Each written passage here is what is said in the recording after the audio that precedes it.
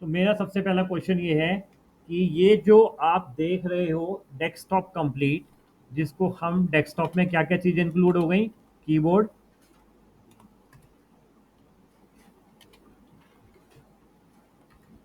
Mouse,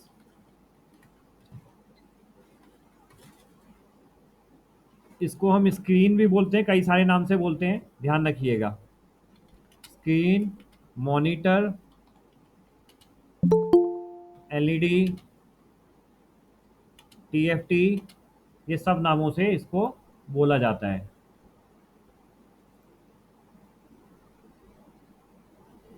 आलोक, hello. आलोक आपको बोला था नोएडा ऑफिस ज्वाइन करने के लिए रेगुलर। जी सर, वो सर कल मेरा परसों एग्ज़ाम था सर। तो अब कब आ जाएंगे आप नोएडा? सर अभी एक वो क्या था ना, वो एक ऑपरेशन था छोटा सा, एक आध हफ्ते में। हेलो। तो ऐसे कैसे करेंगे? अब तो आपके बैच की इंटरव्यू की तैयारी शुरू हो गई है। जी सर, वो सारी मिस हो जाएगी तो दोबारा कौन कराएगा, कौन प्लेसमेंट देगा, ये कैसे करोगे? कौशल सर से बात किए थे तो बोल रहे सर से बात कर लेना, परसों एग्ज़ाम था, फिर वही एक तो हफ्ते अब में तो सर एग्जाम वो। खत्म हो गया ना, अब तो आ जाना चाहिए था आपको फिर।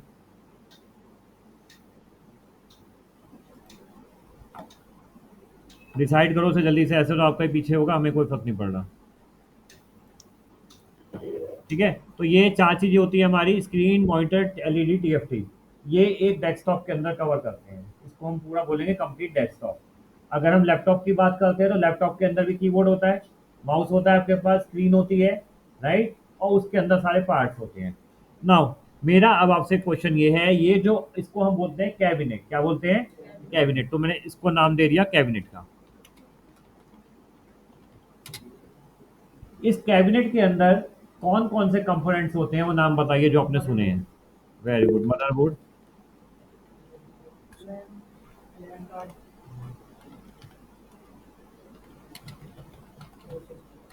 मदरबोर्ड के बाद RAM, CPU, SMPS, CPU, CPU को हम लोग प्रोसेसर भी बोलते हैं, SMPS, switch mode power supply, SMPS, ठीक है।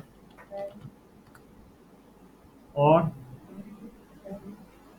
फैन लिख लिया मैंने, चलो और बायोस। जो आपने सुनी हो, हार्ड डिस्क, हार्ड डिस्क या solid state drive, SSD। SSD.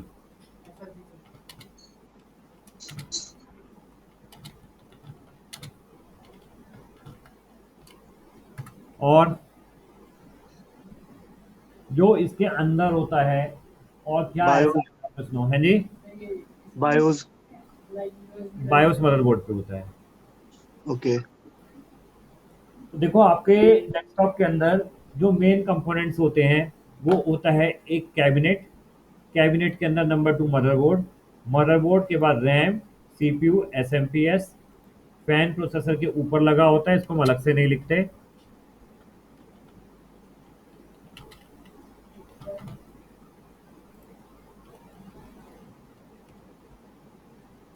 तो ये आपके डिवाइस होते हैं मेजरली, जो कि आपके एक कैबिनेट के अंदर होते हैं। क्लियर हो गया? कितने component? Motherboard, RAM, CPU, SMPS का मतलब होता है switch mode power supply, full form लिख लेना। सर जो रैम होती है इसको ई प्रोम भी बोलते हैं क्या? वो बहुत सारी बोलते हैं, हमें उससे उतनी डिटेल में नहीं जाना, हमें रैम में प्रोग्रामिंग नहीं करनी। ओह, तो अब मैं आपको सबसे पहले इन पांचों चीज़ों का रोल बता देता हूँ कि इनका रोल क्या होता है, और आपको ये चीज़ें पहचाननी आनी चाहिए। अगर आपके सामने कोई रख दे तो आप उसको पहचान सकोगे ये हम कौन सा डिवाइस है, किस डिवाइस का क्या रोल है, हमको इतना पता होना चाहिए। सबसे पहले मैं इसमें लूंगा power supply. Power supply, power supply जो होती है, S M T S, switch mode power supply. ये पावर सप्लाई हमारे डेस्कटॉप के अंदर होती है। इसका काम होता है, दो तरीके का काम होता है। एक काम होता है एसी को डीसी में कन्वर्ट करना, और दूसरा होता है हमारे कंपोनेंट्स जो कि हमारे मदरबोर्ड हैं, सीपीयू है, रैम है, उनको उनकी पावर की रिक्वायरमेंट के अकॉर्डिंग पावर प्रोवाइड करना। एसएमपीएस का दो काम होता है। एक, एसी को डीसी में कन्वर्ट करना, क्योंकि हमारे डेस्कटॉप और लैपटॉप दोनों ही डीसी पे चलते हैं और हमारी जो मेन पावर सप्लाई आती है वो कौन सी आती है, एसी। सेकंड वो आती है 220 वोल्ट, 230 वोल्ट, 240 वोल्ट। हमारे कंप्यूटर को चाहिए होती है सिर्फ +5 वोल्ट, -5 वोल्ट, +12 वोल्ट, -12 वोल्ट। सिर्फ ये 4 वोल्टेज चाहिए होती है, बट हमारी जो मेन में आ रही होती है वो आती है 240 वोल्ट, बहुत ज़्यादा हाई, राइट। तो उसको कम करती है। तो एसएमपीएस का दो काम, क्या क्या, एसी को डीसी में कन्वर्ट करना और जितनी पावर हमारे कंप्यूटर के कंपोनेंट्स को रिक्वायर्ड है उतनी प्रोवाइड करना। एसएमपीएस का यही काम है। होती कैसी एसएमपीएस, अब आप ये देख लीजिए।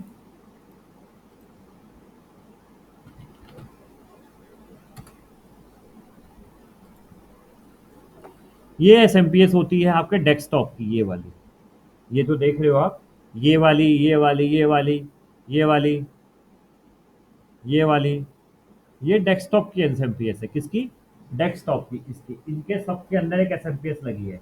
उस एसएमपीएस के पीछे एक फैन होता है। अगर आप अपना हाथ पीछे करोगे तो आपको हवा लगेगी, वो यही फैन होता है जो कि यहाँ पे ये दिखाया हुआ है, ये ना, यहाँ पर अंदर फैन होता है। एसएमपीएस के अंदर एक फैन होता है। ये फैन क्यों होता है, हीट को बाहर निकालने के लिए, अंदर की हीट को बाहर निकालने के लिए। हमारे तो कैबिनेट के अंदर जितने भी कंपोनेंट्स हैं वो सब बहुत हीट जनरेट करते हैं, तो उनको निकालने के लिए हमारे पास एसएमपीएस में फैन होता है। एक कैबिनेट पे फैन होता है, चैसिस में कैबिनेट पे फैन होता है, और एक स्विच सीपीयू के ऊपर फैन होता है। सबसे इंपॉर्टेंट जो फैन होता है वो हमारे सीपीयू का फैन होता है। तो ये एसएमपीएस तो हो गया हमारा डेस्कटॉप का, अंदर से कुछ इस तरीके से दिखता है, अंदर से क्या है हमें मतलब नहीं। हमसे सिर्फ ये पूछा जाता है एसएमपीएस क्या होता है, क्या काम करता है। दो काम करते हैं ना, दो काम बताए, दोनों काम दिमाग में बैठा लेना। क्लियर है। नेक्स्ट, लैपटॉप का एसएमपीएस कौन सा होता है,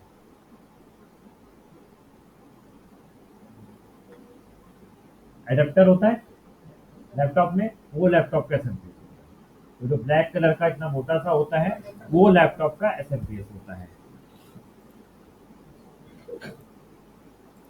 हेलो सर। हाँ जी। सर एक छोटा सा डाउट है, जैसे कि लैपटॉप का जो एसएमपीएस होता है वो उसका अडेप्टर होता है, लेकिन सर उसमें कोई फैन नहीं होता। मोस्टली जो चार्जर्स होते हैं, जो पहले होता था लेकिन अब कुछ में नहीं होता है।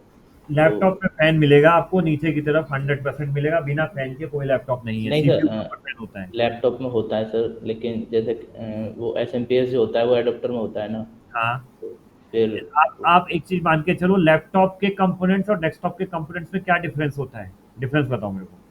काम तो मदरबोर्ड होगा, रैम होगा, सीपीयू होगा, सब होंगे, डिफरेंस क्या होता है। अम, सर वो कुछ मतलब थोड़ा ज़्यादा बड़ा ना हो गया, छोटे छोटे लेयर्स में होता छोटे है। साइज में होता है, छोटे साइज में होने के नाते वो, उसके अंदर जो कंपोनेंट्स होते हैं वो कुछ उस तरीके से होते हैं जो कि हीट कम जनरेट करते हैं। लेकिन लैपटॉप के अंदर फैन आपको मिलेगा क्योंकि प्रोसेसर लगा है। आप हाँ एडेप्टर कभी भी हाथ लगा के देखो, एडेप्टर अगर 2 घंटे ज़्यादा चलाओगे तो गर्म होने लगता है, कभी भी इसको देख लेना। लेकिन इसमें हीट, फैन की नीड नहीं पड़ती क्योंकि उतना हीट नहीं होता जितना डेस्कटॉप का हीट होता है, राइट। तो जितना हीट है उसके हिसाब से हम इसमें देखते हैं। एडेप्टर के अंदर फैन मैंने तो खैर कभी नहीं देखा, आपने अगर देखा होगा तो मुझे पता नहीं। लैपटॉप में फैन 100% होता है। ये आपका एडेप्टर का इंटरनल व्यू है जो आप सामने देख रहे हैं। तो ये हो गया आपका एडेप्टर। तो अगर कोई आपसे क्वेश्चन पूछे इंटरव्यू में कि क्या लैपटॉप में पावर सप्लाई होती है, तो डिनाई नहीं करना, लैपटॉप का एडेप्टर ही उसकी पावर सप्लाई होती है।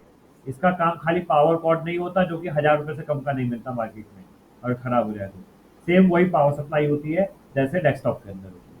इसका भी काम सेम वही होता है, सेम पावर देता है। आउटपुट, इनपुट 220 वोल्ट लेता है, आउटपुट कम सप्लाई करता है, एसी को डीसी में कन्वर्ट करता है।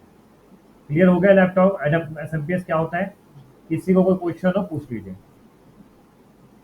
सेकंड हमारा आता है इसमें कैबिनेट। कैबिनेट में आपको दिखा दे रहा हूँ कैबिनेट कैसा होता है। Cabinet power supply generally cabinet के साथ ही आती है। आप अगर कैबिनेट परचेज करते हैं तो कुछ कैबिनेट्स में पावर सप्लाई साथ में आती है, बट अगर आप गेमिंग कैबिनेट परचेज करते हैं जिनमें लाइट वाइट लगी होती है इस तरीके के, इनके साथ पावर सप्लाई हमें अलग से खरीदनी पड़ती है।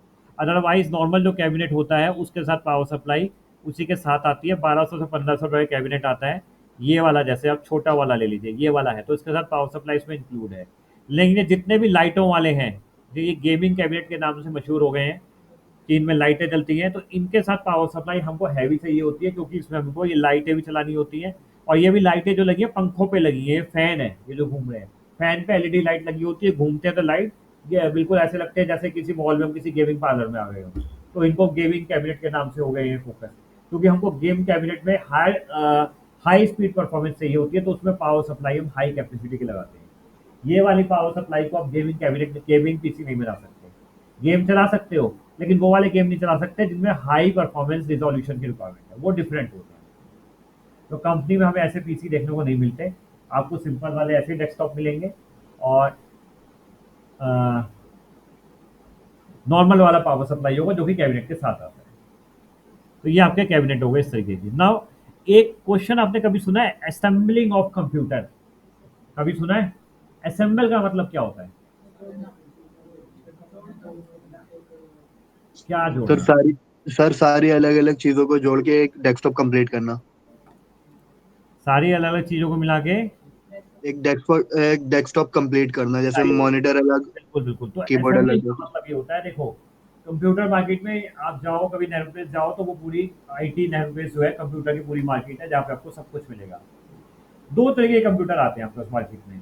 लैपटॉप तो एक ही आता है, लैपटॉप ब्रांडेड ही आते हैं, लैपटॉप कभी भी असेंबल्ड नहीं आते, राइट। HCL का हो गया, डेल का हो गया, HP का हो गया, एसर का हो गया, लेनोवा हो गया, या और भी कोई ब्रांड है, वो सब फिक्स आते हैं। आप कभी नेहरू प्लेस में जाओ, उनको कहो कि लैपटॉप असेंबल कराना है, तो ऐसा कुछ नहीं होता। लैपटॉप ब्रांडेड आते हैं, आप जाओ परचेज कर लो, डिब्बा अपना ला के खोल लो। डेस्कटॉप में क्या होता है, ये डेस्कटॉप में कैबिनेट अलग आता है, रैम अलग आती है, CPU अलग आता है, मदरबोर्ड अलग आता है।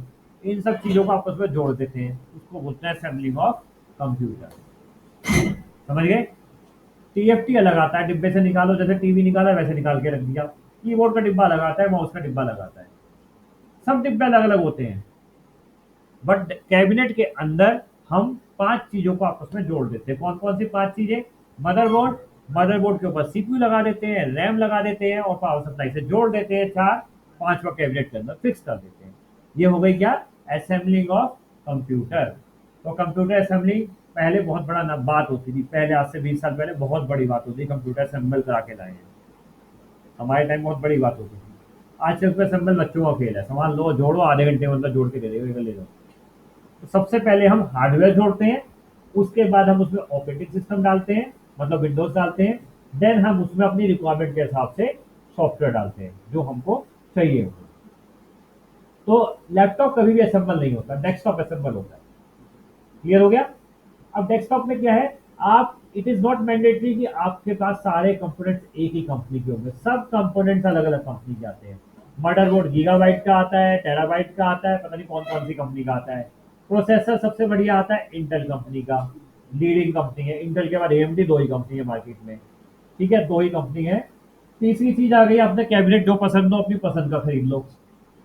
चौथी चीज आ गई रैम, और 5वीं आ गई हार्ड डिस्क, एक हार्ड डिस्क आ जाती है। इन सबको आपस में जोड़ना होता है, तो सब अलग अलग कंपनी की होती है। अब अगर मैं ये कंप्यूटर खोलूँ, ये बाहर एक ठप्पा लगा है डेल का, डेल ने क्या किया है, सिर्फ कैबिनेट अपना बनवाया मार्केट से, अपना स्टिकर लगवाया, और वही सेम चीजें अलग अलग कंपनी की खरीद के अंदर जोड़ दी और डेल की पैकिंग में बेच दिया, और सिस्टम ऑन करते ही नजर आता है डेल का लोगो।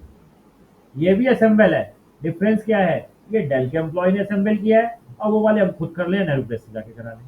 पहले असेंबलिंग के 1000 रुपये चार्ज करते थे, आज असेंबलिंग फ्री है। असेंबलिंग और विंडोज और एक दो सॉफ्टवेयर डालकर कुछ चार्ज नहीं करते, सिर्फ कंपोनेंट्स के पैसे लेते हैं।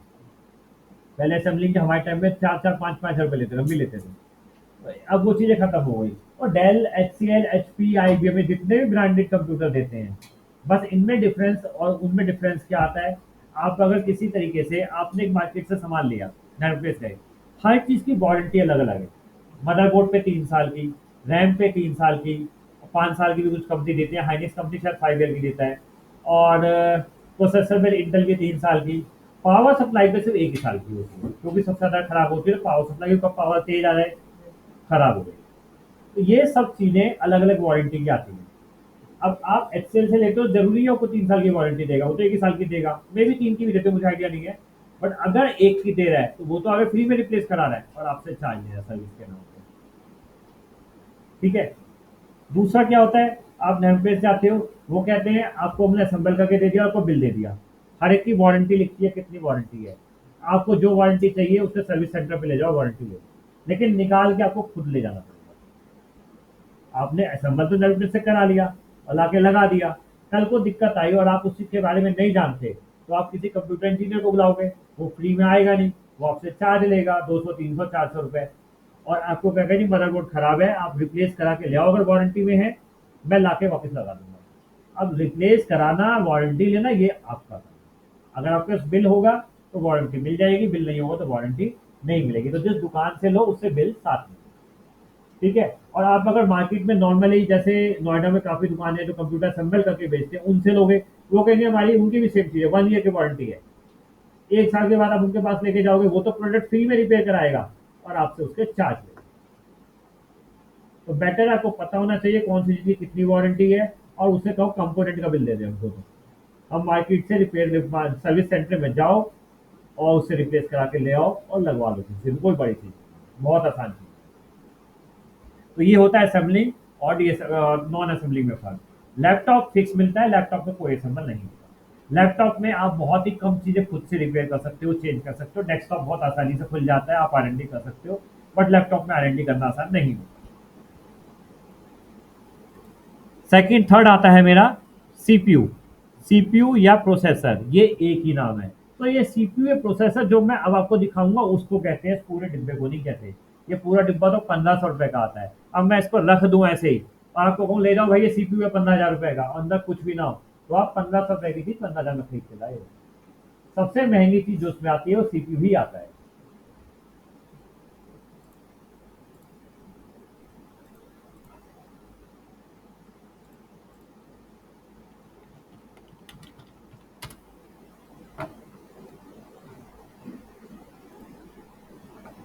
ये होता है आपका सीपीयू, जिसको आप इतना बड़ा समझते हो। हमें शुरू से बचपन में सिखाया जाता है ये सीपीयू है, ये सीपीयू है, बट सीपीयू ये नहीं होता, ना ये ब्रेन ऑफ द कंप्यूटर होता है, तो खाली डिब्बा होता है।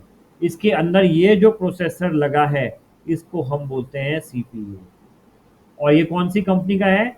इंटेल कंपनी का। दो ही कंपनी आती है मार्केट में जो लीड कर रही हैं, एक AMD और एक इंटेल। ये AMD का है। अगर पहले बहुत डिफरेंस होता था, पहले मार्केट शेयर ये समझ के चलो 80% इंटेल का था, 20% AMD का था, बट आज लगभग लगभग 70% या 60% इंटेल का, 40% AMD का है। AMD ने बहुत बड़ी मार्केट कैप्चर करी है। रेट लगभग सेम है, राइट, लेकिन परफॉर्मेंस में इंटेल का बेस्ट आता है। मैंने AMD का लैपटॉप भी यूज़ किया, मैंने इंटेल का भी किया। AMD का मैंने नहीं वापसी करा, मेरे को यूज समझ नहीं आया, मैं सेल कर दिया। इंटेल की जो परफॉर्मेंस होती है AMD में नहीं मिलती। लेकिन एक प्रोसेसर इसका आता है राइजन करके, ये गेमिंग के लिए आता है। गेमिंग की परफॉर्मेंस ये वाला प्रोसेसर अच्छी देता है एज कम्पेयर टू इंटेल। तो खैर उससे मेरे को मतलब नहीं है ना, आपको मतलब होना चाहिए ये इंटेल का लोगो है, AMD का लोगो है, ये ध्यान रखना। तो दो ही कंपनी है, पहले एक IBM करके भी पहले बनाता था, बट अब वो बंद हो चुका है। अब सिर्फ दो ही कंपनी है, इंटेल और AMD। तो ये जो होते हैं ये आपके प्रोसेसर होते हैं जो आप देख रहे हैं, ये इसको हम बोलते हैं प्रोसेसर। सीपीयू या प्रोसेसर या ब्रेन ऑफ द कंप्यूटर एक ही चीज होती है जो ये आपके सामने। अब ये कई मॉडल से आते हैं, मतलब इनके नंबर है i3, i5, i7, i9, i11। ये क्या है? मॉडल नंबर है। क्या है? Model number. फिर इनकी तीन चीजें होती हैं सीपीयू में।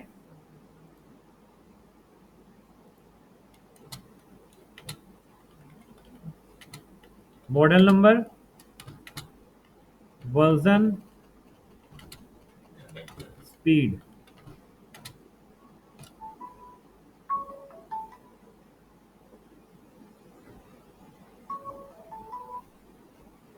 हेलो,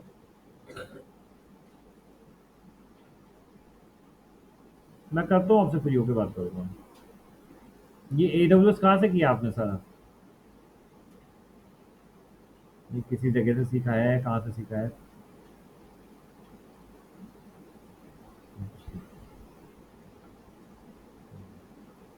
चलो ठीक है, मैं बात करता हूँ आपसे।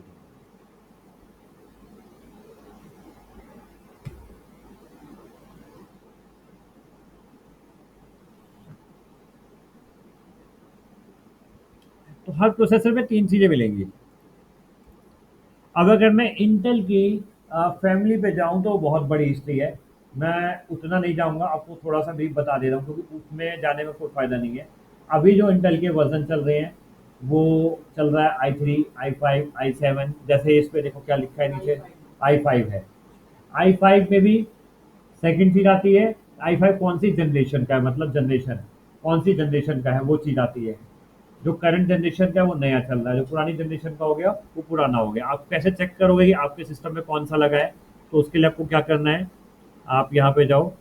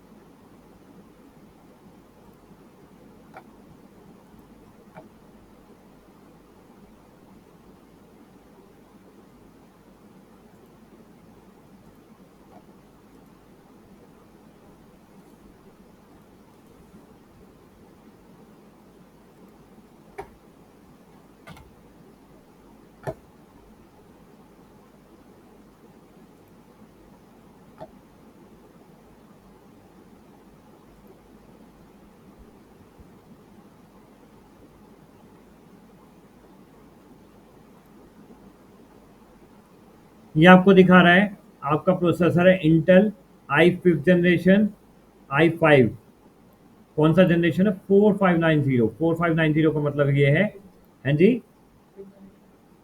इंटेल कोर i5 है ये, ठीक है। 4590 का मतलब है फोर्थ जनरेशन है ये आपका, या फिफ्थ जनरेशन, दोनों में से कोई एक जनरेशन कहलाएगा। और ये स्पीड है इसकी 3.30 गीगा हर्ट्ज। तो फोर्थ जनरेशन में से कोई नहीं आता है, फिफ्थ जनरेशन ही है i5 का। एक मिनट रुको, आपको सीरीज दिखाता हूँ।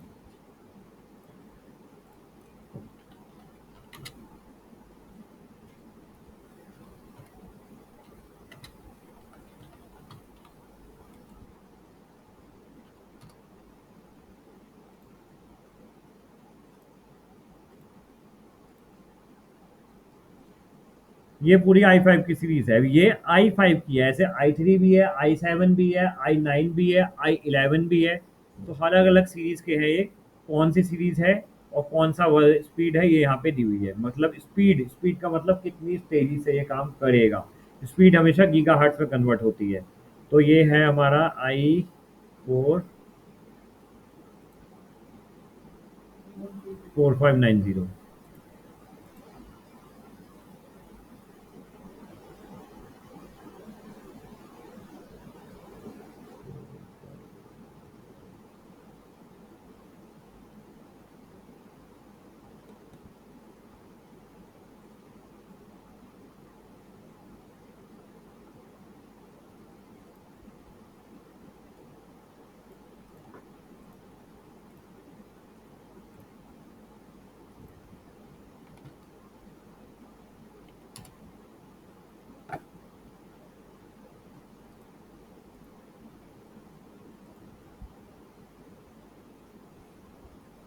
फोर्थ जनरेशन है, ठीक है। तो i5 में 4th जनरेशन, इसके बाद 5th जनरेशन आई, 6th आई, 8th आई, 9th आई, आज भी आ रहा है। डिपेंड करता है इनके अंदर कितने थ्रेड्स हैं, इनके अंदर प्रोसेसर की और तो ओवरऑल आपको अगर देखना है कि आपके सिस्टम में कौन सा प्रोसेसर लगा है, आप जाके देख सकते हो। i5 है, i3 है, इस फर्स्ट ऑफ सबको उतना लगे कौन सी जनरेशन है, और ये है इसकी स्पीड 3.30 गीगाहर्ट्ज, मतलब 3300 मेगाहर्ट्ज, 3300 मेगाहर्ट्ज। तो ये स्पीड क्या होती है, मैं भी आपको थोड़ा सा भी समझा दे रहा हूँ, ध्यान रखना है, वर्ड में लिख लेता हूँ अभी।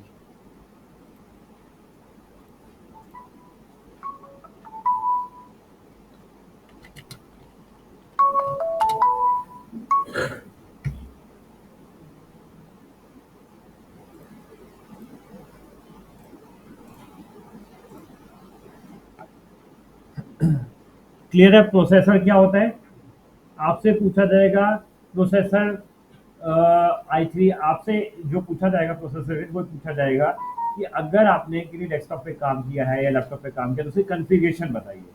तो कॉन्फ़िगरेशन में आपको सेम ये चीज़ें बतानी है कि आपके सिस्टम की क्या कॉन्फ़िगरेशन थी, जैसे आपका लैपटॉप है उसकी क्या कॉन्फ़िगरेशन है, प्रोसेसर कौन सा है, i3 है, i5 है, i7 है, i9 है, i11 है, कौन सी जनरेशन का है, क्या स्पीड है, ये 3 चीज़ें तो प्रोसेसर की हो गई। रैम कितनी है, जैसे इसमें रैम बता रहा है 16 GB, हार्ड डिस्क या SSD कितनी है, That's it। ये हमारी कॉन्फ़िगरेशन होती है किसी भी डेस्कटॉप या लैपटॉप की। जितनी ज़्यादा कॉन्फ़िगरेशन होगी अच्छी, उतना ज़्यादा परफॉर्मेंस हमको मिलेगी, उतनी ज़्यादा स्पीड हमको अच्छी मिलेगी। इनको मैं भी डिटेल में आपको आगे समझाता हूँ, पहले आप चीज़ों को समझ लो। तो अब आप समझ गए प्रोसेसर हमारा ये होता है, इसके ऊपर एक फैन लगा होता है जिसको हम बोलते हैं CPU फैन, वो इस तरीके का होता है। ये फैन होता है जो कि प्रोसेसर के ऊपर लगा होता है, ये वाला। ये प्रोसेसर की हीट को जनरेट करते हैं, ऊपर एग्जॉस्ट करते हैं और बाहर निकालते हैं कैबिनेट के अंदर, और कैबिनेट से बाहर कौन सा पंखा निकालता है, या तो कैबिनेट में फैन लगा होगा या जो पावर सप्लाई में फैन लगा है वो निकालता है। तो ये CPU के ऊपर फैन होता है। अच्छा, इसमें एक और चीज भी आएगी फैन के साथ, जिसको हम बोलते हैं हीट सिंक। ये होता है हमारा हीट सिंक, जो इसके अंदर नीचे आप देख रहे हो व्हाइट कलर का हिस्सा विजिबल है, ये व्हाइट कलर का, ये हीट सिंक होता है। इसका काम होता है हीट को खींचना, ये गर्म हो जाता है और पंखा इसकी हीट को बाहर निकाल के देता है। तो ये आपके CPU के ऊपर लगा होता है। अगर बाई चांस ये पंखा चलना बंद हो गया तो आपका प्रोसेसर जल जाएगा और जो भी कीमत का है वो उसकी वारंटी नहीं मिलेगी। जले हुए पार्ट्स की वारंटी कोई भी कंपनी नहीं देती। तो ये आपका हीट सिंक है, सब में लगा हुआ है, देखिए। और ये पंखा प्रोसेसर के साथ आता है। आप अगर प्रोसेसर को बॉक्स पैक लेते हैं, इंटेल के दो तरीके से CPU आते हैं, एक बॉक्स पैक और एक अनबॉक्स। अनबॉक्स मार्केट वाले बोलते हैं कि ये चोरी छुपे आते हैं किसी तरीके से, ठीक है, वो डिब्बे में नहीं लाते, वो उनका रेट थोड़ा कम होता है, उसका बिल भी नहीं देते। डब्बे वाला बिल पे मिलता है, वारंटी के साथ मिलता है।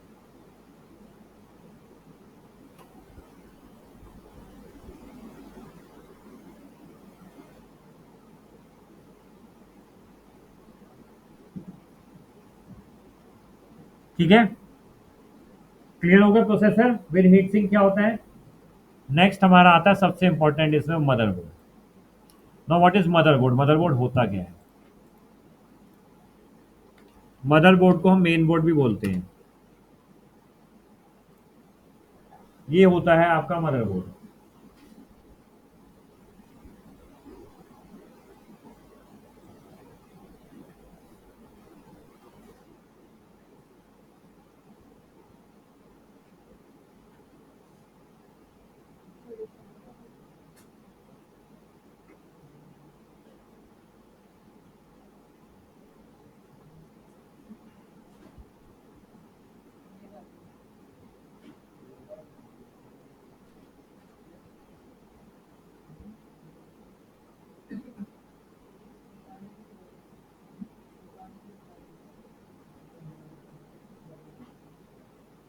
ये होता है आपका मदरबोर्ड, ठीक है। और ये आपका मदरबोर्ड मैं आपको जो दिखा रहा हूँ इसी तरीके का जैसा आप ऑनलाइन देख रहे हैं, इनमें काफी सारी चीजें रंग बिरंगी चीजें बनी हुई हैं। सबसे इम्पोर्टेंट ये जो आप एरिया देख रहे हैं, यहाँ पर प्रोसेसर लगता है आपका, जो मैंने अभी आपको दिखाया है इंटरनल। उसके ऊपर ऐसा हीट सिंक लगता है, वो भी आपको दिखा रहा हूँ। उसके ऊपर फैन लगा होता है। तो प्रोसेसर की पिन के ऊपर है, हो सकता है बड़ा सॉकेट हो सकता है छोटा हो, बट होगा ऐसा, ऐसा हीट सिंक होता है। और जो आप आगे देख रहे हैं वो सारे हैं पोर्ट्स। हाँ जी, जी गुड आफ्टरनून।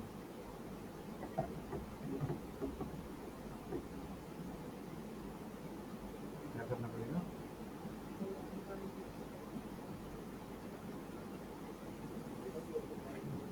वो तो ऑलरेडी ईमेल डाल दी थी हमने उसकी।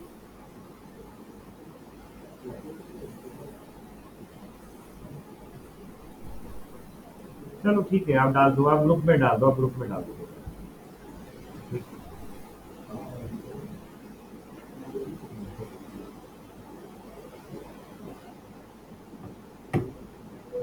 तो ये जो है आपका मदरबोर्ड है। अब इसमें कई सारी चीजें आप देख रहे हो। ये जो होते हैं हमारे आगे के हिस्से में जो बने हुए होते हैं, ये जो हिस्सा आप देख रहे हो यहाँ पे, ये वाला, इन सबको हम बोलते हैं पोर्ट्स। पोर्ट्स वो होते हैं जिन पे हमारे सारे डिवाइस कनेक्ट होते हैं। अगर कोई भी डिवाइस हमारा कनेक्टेड नहीं है इन पोर्ट्स के थ्रू, तो वो काम नहीं करेगा। जैसे आपका कीबोर्ड है, कीबोर्ड आपका यहाँ पे भी लग सकता है, यूएसबी पोर्ट में भी लग सकता है। तो अलग अलग काफी सारी चीजों के अलग अलग पोर्ट्स हैं, तो मैं उसके बारे में बात में आऊंगा। फिलहाल ये आपका एक मदरबोर्ड है। इस मदरबोर्ड पे हमारा जो भी चीजें, हमारी मदरबोर्ड का मकसद क्या होता है? मदरबोर्ड का मकसद होता है एक सेंट्रल डिवाइस। सेंट्रल डिवाइस मतलब जो भी कंपोनेंट्स आपके इससे कनेक्टेड हैं वो ही काम करेंगे, और जो कनेक्ट नहीं है वो काम नहीं करेंगे। तो आप कोई सा मदरबोर्ड देख लीजिए। अच्छा, यहाँ पर देखो, लैपटॉप और डेस्कटॉप के मदरबोर्ड दोनों अलग अलग होते हैं। मैं आपको दिखा रहा हूँ, डेस्कटॉप के मदरबोर्ड आपको हमेशा इसी शेप में मिलेंगे, स्क्वायर शेप में या रेक्टेंगल शेप में। लेकिन लैपटॉप के मदरबोर्ड आपको थोड़े डिफरेंट शेप में मिलेंगे। ये वाला जो आप देख रहे हो, ये लैपटॉप का मदरबोर्ड है। ये यहाँ से कट बना हुआ है, देखो। और दिखा दे रहा हूँ मैं आपको लैपटॉप के मदरबोर्ड, वो डिफरेंट होंगे, जिसे देख के आप पहचान जाओगे ये लैपटॉप का है या डेस्कटॉप का है। ये देखिए, ये लैपटॉप का मदरबोर्ड है, ये लैपटॉप का मदरबोर्ड है, क्योंकि उसके अंदर फिक्स होता है और उसकी शेप के हिसाब से कटा हुआ होता है। इसको हम बोलते हैं लैपटॉप का मदरबोर्ड। काम दोनों का सेम होता है, डिफरेंस नहीं होता लैपटॉप डेस्कटॉप में। सिर्फ लैपटॉप के जो कंपोनेंट्स होते हैं वो छोटे होते हैं, डेस्कटॉप के थोड़े बड़े होते हैं। लैपटॉप वाला सीपीयू डेस्कटॉप में नहीं लगेगा, लैपटॉप का अलग आता है। लैपटॉप की रैम अलग आती है, लैपटॉप की पावर सप्लाई अलग आती है, स्क्रीन लैपटॉप के अंदर होती है। तो लैपटॉप के सारे कंपोनेंट्स अलग होते हैं, डेस्कटॉप के अलग होते हैं। तो ये जो हमारा डेस्कटॉप का मदरबोर्ड है, आप जो देख रहे हैं, ये कई कंपनी का आता है, कोई गीगाबाइट का आता है या डिफरेंट डिफरेंट कंपनीज के आते हैं।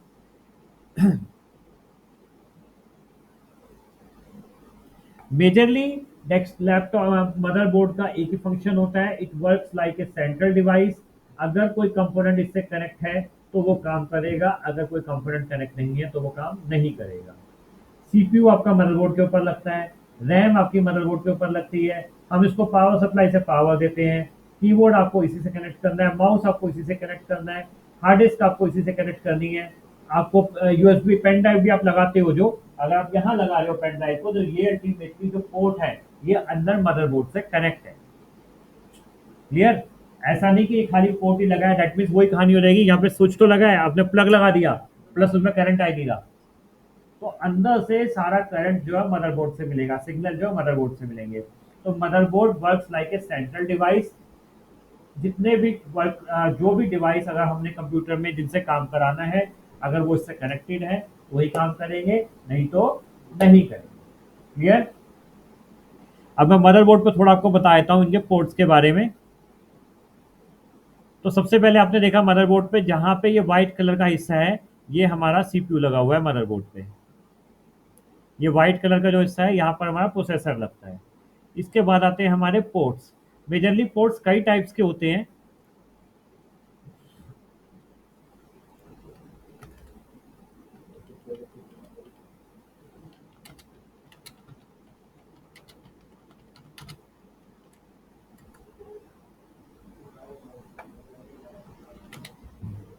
सबसे पहला पोर्ट जो आपने सुना होगा यूएसबी पोर्ट। यूएसबी पोर्ट आपने देखा है जिसमें पेन ड्राइव लगाते हैं। आज के वक्त में हमारे डेस्कटॉप में मदरबोर्ड पे सबसे ज्यादा अगर पोर्ट होते हैं तो यूएसबी के होते हैं। क्यों? 4 भी हो सकते हैं, 6 भी हो सकते हैं, 8 भी हो सकते हैं। यूएसबी पोर्ट अगर आपने सबने नहीं देखा तो दोबारा से देख लो, मैं थोड़ा स्क्रीन को बड़ा करके दिखा दे रहा हूँ।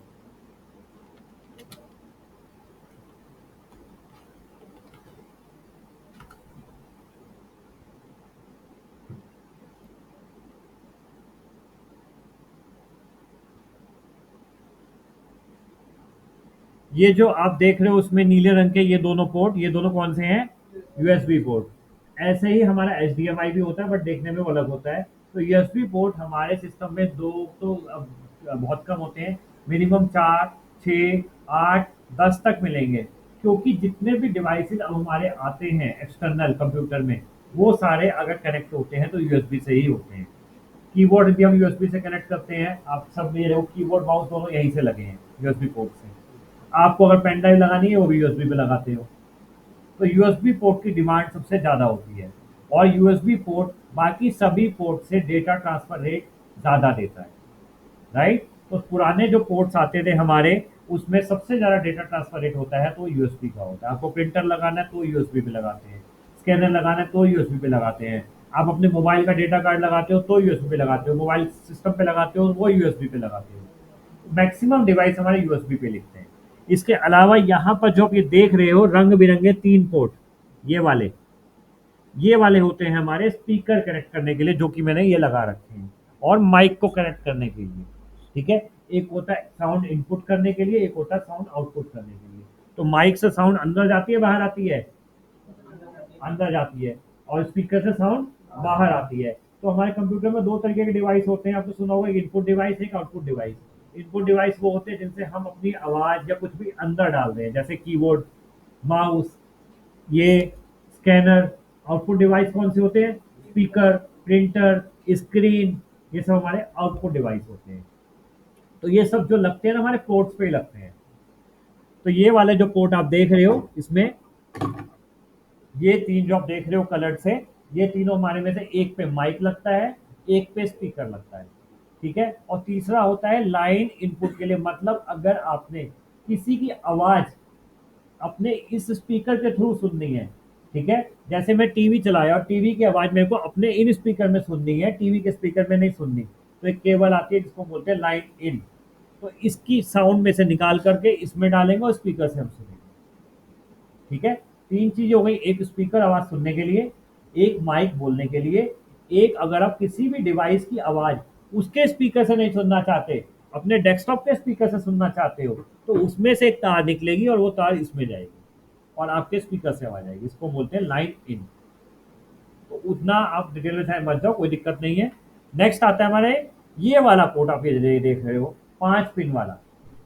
5 पिन वाला पोर्ट जो होता है, ये वाला जो आप देख रहे हो, इसको हम बोलते हैं VGA पोर्ट। इसको मैं अलग से बड़ा करके दिखा दे रहा हूं। VGA पोर्ट, ये पोर्ट आप अपने लैपटॉप पे भी देखना, आपको मिलेगा। ये पोर्ट आप देखना आपको अपने लैपटॉप पे भी विजिबल होगा, और यहां पर भी है। ये हर मदरबोर्ड पर होगा, लैपटॉप पे भी होगा। लैपटॉप पे क्यों होगा भाई, रीजन बताओ। Very good.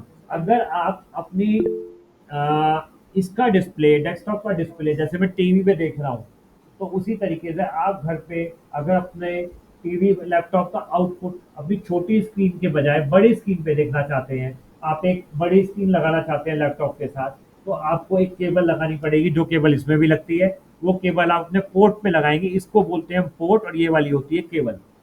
इस केबल को हम बोलते हैं VGA केबल, इसको बोलते हैं VGA पोर्ट। और ये हमेशा कैसे पहचानोगे, ये 15 पिन का होता है, पिन काउंट कर लो, 5-5 की 3। जहां पर भी आपको 5-5 पिन की 3 रो मिले, तो कौन सा पोर्ट कहलाएगा, VGA पोर्ट। और 5-5 पिन की ऐसी केबल, वो कौन सी केबल कहलाएगी, VGA cable. VGA cable, VGA की फुल फॉर्म होती है वीडियो ग्राफिक एडेप्टर। तो वीडियो से मतलब समझ लो डिस्प्ले से। ये क्या करती है, आपके डिस्प्ले के जो सिग्नल इसमें से आते हैं, इसमें से निकल करके इसमें जो आ रहे हैं वो इसी केबल के थ्रू आ रहे हैं। इसको बोलते हैं वीजीए केबल। कुछ इस तरीके से होगी आपकी, ये जो देख रहे हो ये वाली, यहाँ पे ये वाली होती है वीजीए केबल। तो कभी भी आपको अगर अपने लैपटॉप से बड़ी स्क्रीन कनेक्ट कर दी है तो आप इस केबल के थ्रू भी कनेक्ट कर सकते हो। तो ये सर होता है, कितनी स्क्रीन अटैच कर सकते हैं?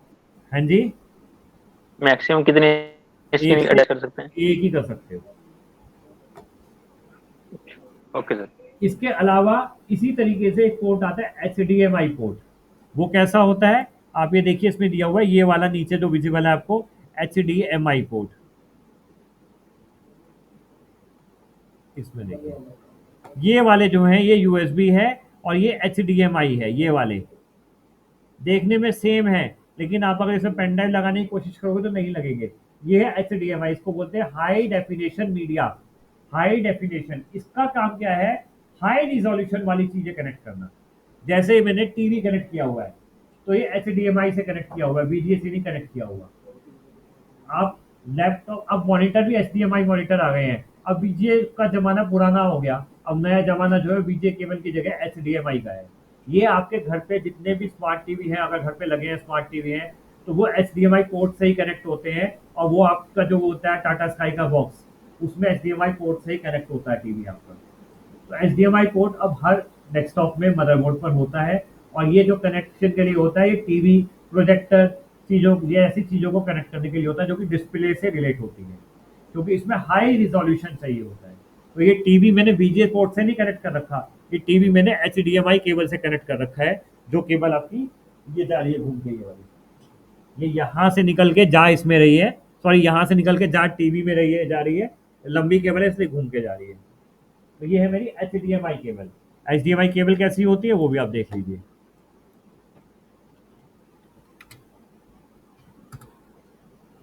ये पोर्ट होता है HDMI का और ये केबल होती है इस तरीके की। ये मदरबोर्ड पे आपको मिलेंगे, लेकिन ये सिर्फ टीवी कनेक्ट करने के लिए ही होते हैं या प्रोजेक्टर कनेक्ट करने के लिए होते हैं, जिनमें हाई रिजोल्यूशन चाहिए, जिनका काम ग्राफिक्स से रिलेट है। ठीक है, VGA पे आप अपना नॉर्मल मॉनिटर भी कनेक्ट कर सकते हो। अगर आपको लैपटॉप है, आप बड़ी स्क्रीन पे देखना चाहते हो, तो आप मॉनिटर कनेक्ट कर सकते हो VGA केबल से। लेकिन अगर HDMI का ऑप्शन है तो HDMI से कनेक्ट करिए, उस पर क्लियरेंस ज्यादा आएगी, शार्पनेस ज्यादा आएगी। क्लियर हो गया? एक पोर्ट ये हो गया। नेक्स्ट आप देखो कौन सा पोर्ट आपको नजर आ रहा है इसमें। और सबसे इंपॉर्टेंट पोर्ट है जो मैं आप लोगों को दिखा दूं, जिससे पूछूंगा आंसर वही देंगे, इसका मैंने उस दिन आपको बताया भी था। ये वाला जो पोर्ट आप देख रहे हैं USB पोर्ट के ऊपर, ये कौन सा पोर्ट है? लैन पोर्ट है। लैन पोर्ट मतलब local area network port, Ethernet port, जो कि आपका अगर इसमें दिया हुआ है तो ये रहा, ये लैन पोर्ट है आपका। ठीक है, ये एक भी होता है, लेकिन अगर मदरबोर्ड हायर सर्वर के होते हैं, सर्वर के मदरबोर्ड अलग होते हैं। ये डेस्कटॉप का मदरबोर्ड है, सर्वर के मदरबोर्ड ऐसे होते हैं जिनमें 4 प्रोसेसर लगते हैं, राइट? तो वो डिफरेंट होते हैं, उनमें 2 लैन कार्ड भी होते हैं, 4 लैन कार्ड भी होते हैं। अब ये क्या है? ये है पोर्ट। मैंने आपको बताया पोर्ट खाली काम नहीं करता, पोर्ट के पीछे क्या होता है? सर्किट। इसके अंदर जो लैन कार्ड का सर्किट है वो उस मदरबोर्ड के अंदर इनबिल्ट है, काम वो कर रहा है, या तो सिर्फ केबल लगनी है। कितने तरीके से काम करता है लैन पोर्ट? 3 तरीके से, केबल के थ्रू, वाईफाई, और आपका वो ब्लूटूथ डोंगल मोबाइल का कनेक्ट करने के लिए। यही लैन कार्ड होता है जो 3 तरीके से काम करता है। क्लियर? नेक्स्ट कौन सा पोर्ट है आपको? ये वाला पोर्ट अब नहीं आता, इसको हम बोलते हैं LPT पोर्ट। ये जो नीले रंग का आप देख रहे हैं, ये पोर्ट अब नहीं आता, LPT पोर्ट बोलते हैं। इससे पहले प्रिंटर कनेक्ट होता था, बट अब प्रिंटर हमारे USB से कनेक्ट होते हैं। ये वाला जो ग्रीन कलर और पर्पल कलर का देख रहे हो आप, वो इसमें भी है। ये वाला ग्रीन कलर वाला होता है माउस के लिए, पर्पल का होता है कीबोर्ड के लिए। इसको बोलते हैं PS2 पोर्ट। क्या बोलते हैं? PS2 port. लेकिन ये भी अब आने बंद हो गए हैं, क्योंकि हम USB पे ही लगाते हैं। इसमें क्या डिसएडवांटेज है, देख के क्या लगता है हम क्यों USB पे लगाएं? इसमें क्या होता था, ये देखो यहाँ पे हम जब केबल लगाते हैं ना, तो केबल में पिन होते हैं। वो पिन गलती से हमने ऐसे पीछे देखा नहीं और लगा दी, पिन मुड़ जाती है। पिन मुड़ते ही वो केबल खत्म। केबल खत्म तो डिवाइस रिप्लेस करके लाओ या केबल चेंज करो। USB में ऐसा कुछ नहीं होता, क्योंकि वो गलत लगता ही नहीं है। आप पेन ड्राइव लगा लो, सही लगाओ, गलत लगाओ, गलत लगाओगे लगेगी नहीं, सही लगाओगे तो तुरंत लग जाएगी। तो इसलिए सारी चीजें हम USB पे लेके आ रहे हैं। और कौन सा इसमें नजर आ रहा है आपको? एक ये है सीरियल पोर्ट। ये वाला राउटर्स के लिए यूज होता है। 9 पिन होती है इसमें, जो ये वाला देख रहे हो आप, इसमें 9 पिन है। ये होता है सीरियल पोर्ट, ये होता है राउटर को कनेक्ट करने के लिए। राउटर हमारा सीरियल डिवाइस होता है, तो उसको अगर हमको अपने डेस्कटॉप से कनेक्ट करना होता है तो हमको क्या चाहिए होता है, सीरियल पोर्ट चाहिए होता है। यूएसबी हो गए, लैन कार्ड हो गया, ये हो गए, ये हो गया, ये हो गया, और कोई बचा? सारे हो गए मेरे ख्याल में। कौन सा? वीजीए पोर्ट, ये वाला वीजीए पोर्ट 15 पेज 5 मिनट का। ठीक है। अब सेकंड आता है मदरबोर्ड पे। हम लोग, मैंने आपको बताया था मदरबोर्ड हमें चाहिए होता है। मदरबोर्ड पे यहाँ पे हमने लगा दिया क्या, प्रोसेसर।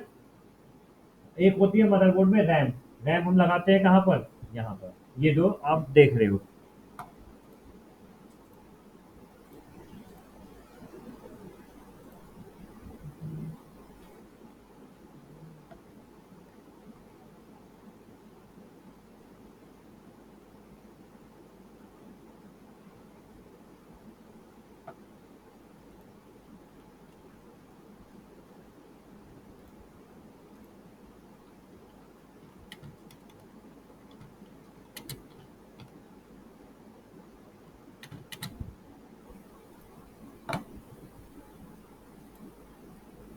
तो ये तो आ गया आपका सीपीयू सॉकेट जहाँ पे आपका प्रोसेसर लगता है। ऐसे ही आपकी आती है रैम स्लॉट, जहाँ पे रैम लगाते हैं मदरबोर्ड पे, रैम स्लॉट इन मदरबोर्ड। तो ये देखो, ये इस तरीके की स्लॉट्स होती हैं। ये जो आपको यहाँ पे येलो वाली नज़र आ रही हैं, या यहाँ पे ब्लू वाली हैं, या ये रैम लगी हुई है। यहाँ पर ये वाली जो है, उसी तरीके से ये वाली, ये रैम, यहाँ पर हम क्या लगाते हैं, रैम। तो ये रैम आप आराम से खुद भी चेंज कर सकते हो, कुछ नहीं करना, एक लॉक ये खोलना, एक लॉक ये खोलना, रैम अपना बाहर आ जाएगी। लगाते टाइम लगाओ, वो लॉक अपना बंद हो जाते हैं। तो ये रैम स्लॉट होती है जहाँ पे हम रैम लगाते हैं। रैम क्या होते हैं मैं अभी वापसी आऊँगा आपको। ये हो गया सीपीयू का, ये हो गए पोर्ट्स। ये जो कनेक्टर आप देख रहे हो व्हाइट कलर का,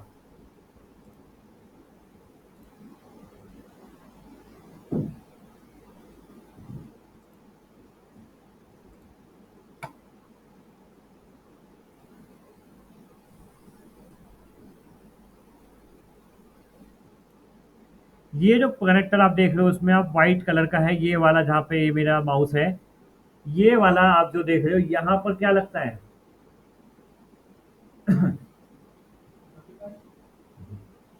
ग्राफिक कार्ड तो इसमें है, क्योंकि पोर्ट लगा हुआ है। यहाँ पर हम पावर देते हैं, पावर सप्लाई से पावर। कौन सी पावर सप्लाई से, एसएमपीएस से। तो एसएमपीएस में जो आप एक कनेक्टर देखोगे, मैं भी आपको दिखा रहा हूँ।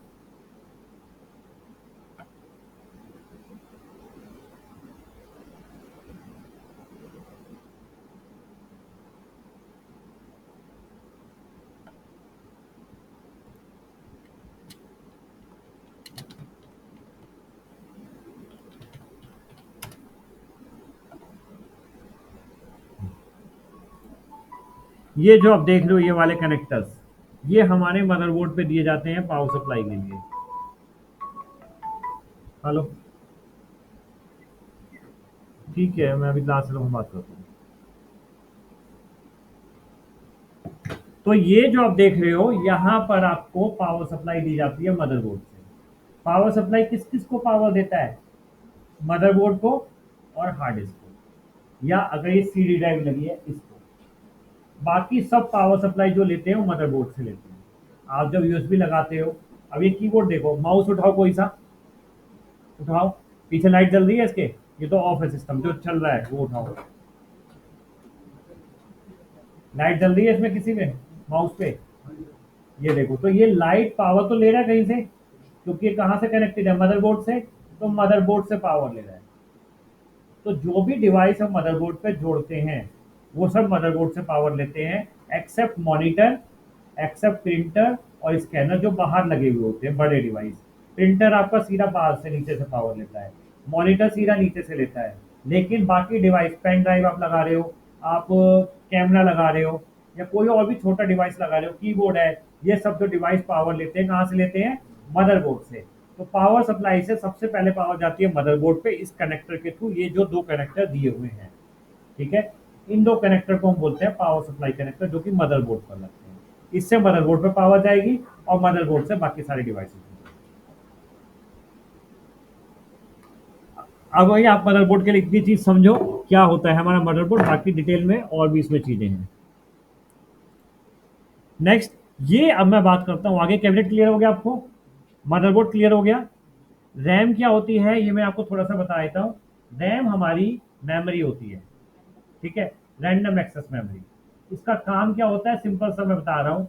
इसका काम होता है आपके डेटा को कुछ समय के लिए स्टोर करना। कुछ समय मतलब कितना समय, जब तक सिस्टम में पावर है। कुछ समय मतलब कितना, जब तक सिस्टम में पावर है।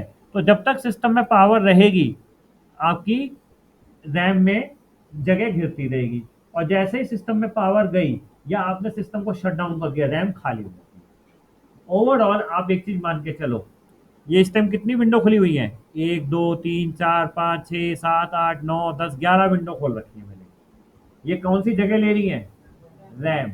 रैम हमारी टेम्परेरी स्टोरेज डिवाइस होती है। टेम्परेरी का मतलब होता है जब तक तो पावर है उसमें तब तक डेटा रहेगा, पावर गई तो डेटा रिफ्रेश हो गया, खाली हो गई रैम। तो जितनी ज्यादा रैम होगी उतना ज्यादा सिस्टम हमारा फास्ट चलेगा।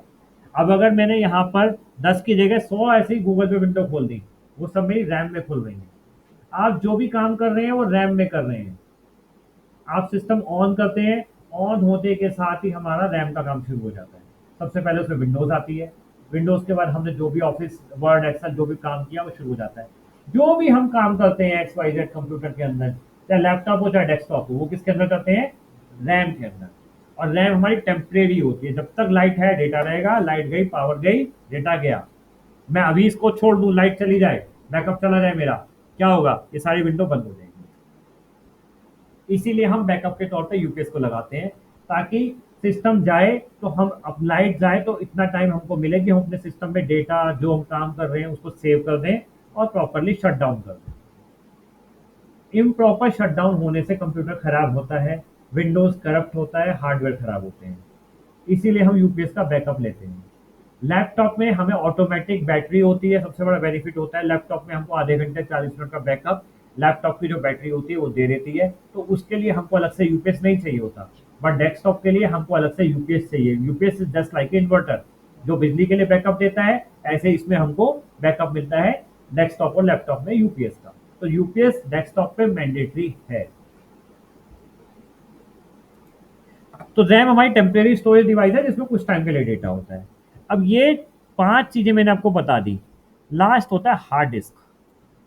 तो हार्ड डिस्क क्या होती है, मेरी परमानेंट स्टोरेज डिवाइस होती है। रैम क्या होती है, टेम्परेरी। हार्ड डिस्क क्या होती है, परमानेंट, जिसमें डेटा मेरा हमेशा के लिए सेव होता है जब तक कि वो खराब ना हो। राइट। अब आपने कोई काम किया, आपने सपोज करिए अपना एक रेज्यूम बनाया, ये मेरे फाइल है, ये देखिए मैंने एक फाइल बनाई अपनी। अब अगर मैं इसको बंद करता हूँ, ये मैंने बंद करी, इधर देखिए सब, ये मैंने बंद करी, ये मेरे से क्या पूछ रहा है, क्या मेरे को सेव करना है नहीं करना है, आपसे पूछता है। अगर मैंने इसको सेव नहीं किया तो ये जो डेटा है मेरा, जो मैंने टाइप किया है, सब चला जाएगा, क्योंकि मैंने जो काम किया है वो रैम के अंदर किया है। लेकिन अगर मैं यस कर देता हूँ तो ये मेरी परमानेंट सेव हो जाएगी हार्ड डिस्क के अंदर। हार्ड डिस्क या सॉलिड स्टेट ड्राइव, ये दो चीजें अलग अलग है। पहले अब एसएसडी भी आती है, एसएसडी के ऊपर मैं बाद में आऊंगा। वो स्टोरेज डिवाइस है जिनमें हमारा डेटा परमानेंट स्टोर होता है। आपके गाने, आपकी मूवीज, वो जो स्टोर होती हैं वो रैम में नहीं होती, वो हार्ड डिस्क में होती है। टेम्परेरी जब भी आप उनको ओपन करते हो, चलाते हो, गाने चलाते हो, वीडियो चलाते हो, वो रैम में चलती है, और परमानेंट किसमें स्टोर होती है, हार्ड डिस्क में। तो एक हमारी हार्ड डिस्क इससे कनेक्ट होती है। तो पावर सप्लाई हमारी, एक तो इसको पावर देगी मदरबोर्ड को, और दूसरी देगी हार्ड डिस्क को। तीसरी अगर सिस्टम में हमारी लगी है सीडी ड्राइव, ये जो सीडी ड्राइव होती है जनरली, ये अब वैसे आनी बंद हो चुकी है क्योंकि अब पेन ड्राइव यूज होती है, सीडी ड्राइव आनी बंद हो चुकी है। बट अगर है तो ये सीडी ड्राइव हमारी लगी होती है, इसको एक पावर देती है। तो 3 चीजों को पावर हमारा एसएमपीएस देता है, मदरबोर्ड को, हार्ड डिस्क को, ये दो को तो देगा ही देगा क्योंकि इनके बिना काम नहीं है। और अगर सीडी ड्राइव है तो उसको देगा, नहीं है तो नहीं देगा। पावर कनेक्टर होता है उसके लिए। क्लियर हो गया, हाँ जी। एसएसडी हार्ड डिस्क एक ही बात है, जो लगी होगी उसको देगा। अब मेरा आपसे क्वेश्चन है जो बहुत इंपॉर्टेंट है, इनमें से कौन से ऐसे डिवाइस हैं जो कि डिस्प्ले के लिए काम करते हैं। जो मैंने लिखी है इनमें से देखिए, दोबारा क्वेश्चन पूछ रहा हूँ, इनमें से ऐसे कौन से डिवाइस हैं जो कि हमको स्क्रीन पे डिस्प्ले दिखाते हैं? सोचो आराम से।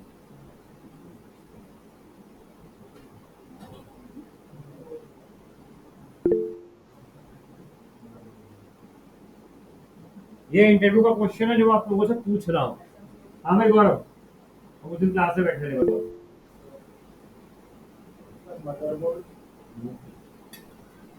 Sir RAM. ऑनलाइन वाले चैट में टाइप कर दो जो बोल रहा है। ऋषभ, आप कुछ कहना चाह रहे हो? Rishabh Gupta. Yes sir, RAM. RAM. RAM और मदरबोर्ड और रैम, मदरबोर्ड, एसएमपीएस और सीपीयू और गौरव क्लास में थे उस दिन, प्रोसेसर पेंटिंग वाला बताया था, ये बताया था मैंने। और ये गेम खेलोगे तो मजा नहीं आएगा गेम खेलोगे। हाँ तो बताओ संजय, तुम तो अभी पुराने खिलाड़ी हो।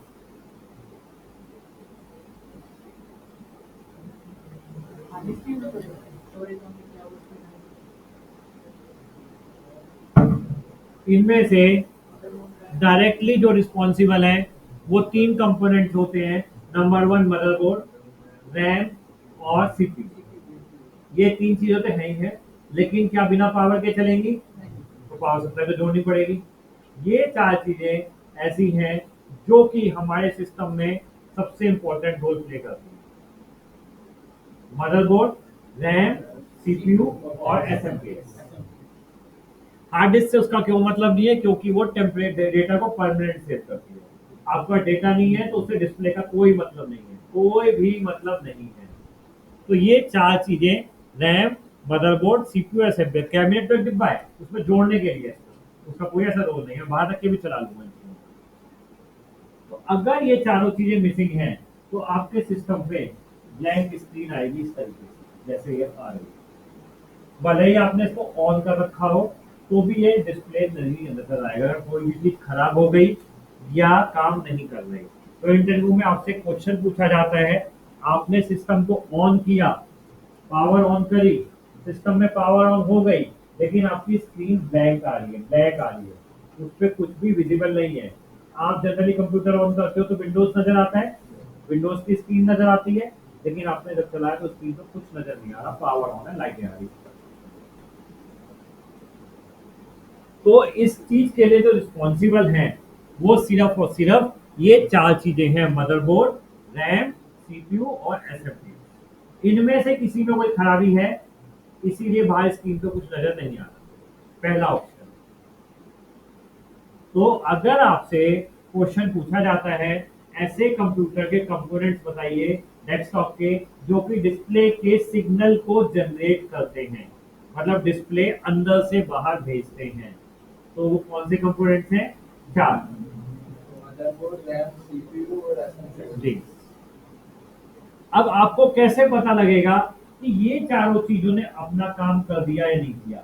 अगर ये चारों चीजें ओके होती है तो हमारी स्क्रीन पे विंडोज नजर आती है, राइट? लेकिन अगर आपने ऑन किया और विंडोज नजर नहीं आ रही, तो क्या आपको सबसे पहले देखना है, ये क्वेश्चन ट्रबल शूटिंग का है कि प्रॉब्लम किस में है। क्या प्रॉब्लम मेरी स्क्रीन में है, मेरे को कुछ दिखाई नहीं दे रहा, या मेरी प्रॉब्लम इस डेस्कटॉप के अंदर है, कैबिनेट के अंदर है? तो उस क्वेश्चन को 2 पार्ट में सर सर कीबोर्ड से हम लोग दबाएंगे। कौन बोल रहा है भैया? सर ऋषभ। ऋषभ, आप किस बैच के हो? हमारे बैच के? ठीक है ऋषभ, सुन लिया मैंने। तो आपको ध्यान रखना है ये चीज की 2 चीजें होती हैं, एक कैबिनेट हो गया हमारा, एक स्क्रीन हो गई। ये 2 पार्ट में डिवाइड कर देंगे, ये दोनों बिल्कुल अलग अलग है, दोनों बिल्कुल अलग अलग है। ये जो चारों कंपोनेंट्स हमारे इसके अंदर है और ये हमारा अलग है। इन दोनों को बीच में कौन सी जोड़ती है, कौन सी केबल? BGA cable. इससे आउटपुट जो इसमें देगी वो डिस्प्ले केबल देगी, जिसको बोलते हैं BGA cable. BGA cable motherboard पे किस पोर्ट पे लगेगी? बीजीए पोर्ट पे लगेगी, और इसमें भी बीजीए पोर्ट होता है, उसमें लगेगी। केबल में लगे दिखाई थी आपको बीजीए केबल। तो यहाँ के सिग्नल इस पे लेके जाती है, ठीक है, वो होती है बीजीए केबल। तो या तो ये खराब है मेरा, या ये खराब है, या इसमें पावर नहीं आ रही, या वो बीजे केबल खराब है। ये 4 चीजें, इन चारों के अलावा पांचवा कुछ भी नहीं है। या तो ये खराब है, या ये खराब है, या बीजे केबल खराब है, या इसमें जो पावर आ रही है वो खराब है। लेकिन अब मैंने देखा इसमें पावर आ रही है, पावर ऑन करी, पावर आ रही है, पावर केबल सही है। अब मेरे को देखना ये खराब है, ये खराब है, या बीजे केबल खराब है। तो सबसे पहले हम चेक करते हैं इसको। हम इसको खोलते नहीं है, हम कुछ नहीं करते, हम देखते हैं जब हमने पावर ऑन करी, पावर ऑन करने के बाद अब कीबोर्ड पे देखो, अपना नम लॉक की लाइट दबाओ, कीबोर्ड पे नम लॉक दबाओ, दबाने में क्या हो रहा है, सिस्टम ऑन होना चाहिए। नम लॉक दबा के देख लो, चल रहा है कोई, दिखाओ। ये देखो ये सिस्टम हमारा चल रहा है, और नम लॉक जब हम चलाएंगे तो ये लाइट जलेगी, और नम लॉक दबाएंगे तो बंद होगी। अगर ये सिचुएशन आपकी है तो ये आपका सीपीयू कैबिनेट अंदर सब कुछ बिल्कुल ठीक है, सिंपल सा। उसके अंदर अगर ये हमारी लाइट जल गई नम लॉक की, दैट मीन्स इसने अपना काम पूरा कर दिया, इसमें कोई खराबी नहीं है। अब क्या खराबी बची, लेकिन स्क्रीन पे कुछ नजर नहीं आ रहा। या तो बीजे केबल खराब है, कौन सी पावर,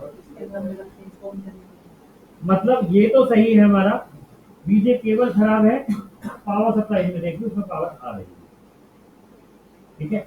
अब इट इज नॉट मैंडेटरी कि बीच में अगर पावर आ रही है तो खराब नहीं हो सकता, इसके अंदर कोई और खराबी है, इट मे बी पॉसिबल। अगर इसमें पावर आ रही है, ये आपका सही है, बीजे केबल सही है, तो ये स्क्रीन के अंदर की ही कोई खराबी है। आपका टीवी अगर खराब है, उसमें पावर आ रही है, डिस्प्ले नजर नहीं आ, तो हो सकता है कि इसकी स्क्रीन में पैनल होता है, पैनल खराब हो गया होगा। एलईडी में सबसे ज्यादा पैनल ही खराब होता है, और वो रिपेयरेबल नहीं होता, मतलब उससे अच्छा नया ले। तो 4 चीजें हैं मेरे लिए इसको चेक करने के लिए कि अगर ये खराब है सही है। एक ही टिपिकल आंसर है, नम लॉक की लाइट दबा के देख लो उसको ऑन करने के लिए।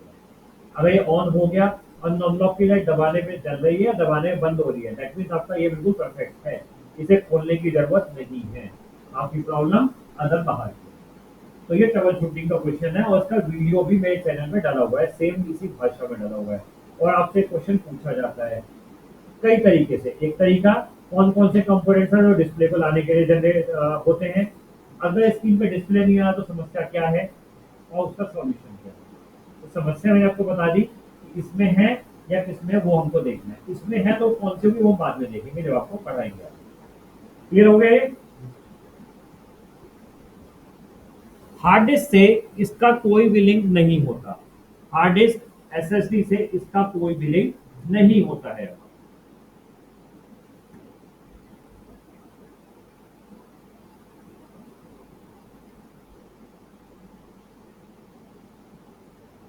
नाउ अब मेरा एक टॉपिक है, व्हाट इज स्पीड। स्पीड क्या होती है, हमारे प्रोसेसर की भी स्पीड होती है, हमारी रैम की भी स्पीड होती है, कैपेसिटी होती है। दो चीजें यहाँ पे देखनी है आपको, पढ़नी है, स्पीड और कैपेसिटी। व्हाट इज कैपेसिटी, पहले कैपेसिटी पढ़ते हैं। कैपेसिटी का मतलब क्या होता है, क्षमता, किस चीज की, काम करने की। तो स्पीड आ जाएगी यहाँ पे, आपकी लैंग्वेज में ठीक है, बट यहाँ पर काम करने के लिए स्पीड आ जाएगी। Sir hello sir.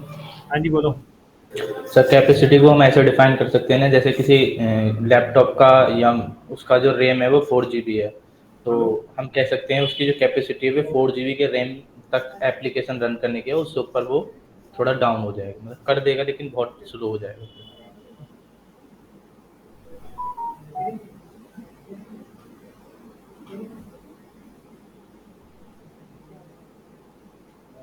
हेलो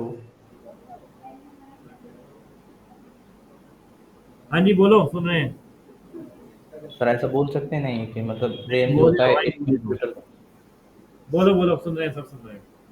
कि जो जैसे कि हमारा लैपटॉप होता है उसका 4 GB रैम है, 6 GB रैम है, तो वो उसका कैपेसिटी है कि वो उतने ही रैम का जो उतने ही उसका GB का एप्लीकेशन रन कर सकता है, उसके ऊपर वो डाउन मतलब स्लो हो जाएगा काफ़ी।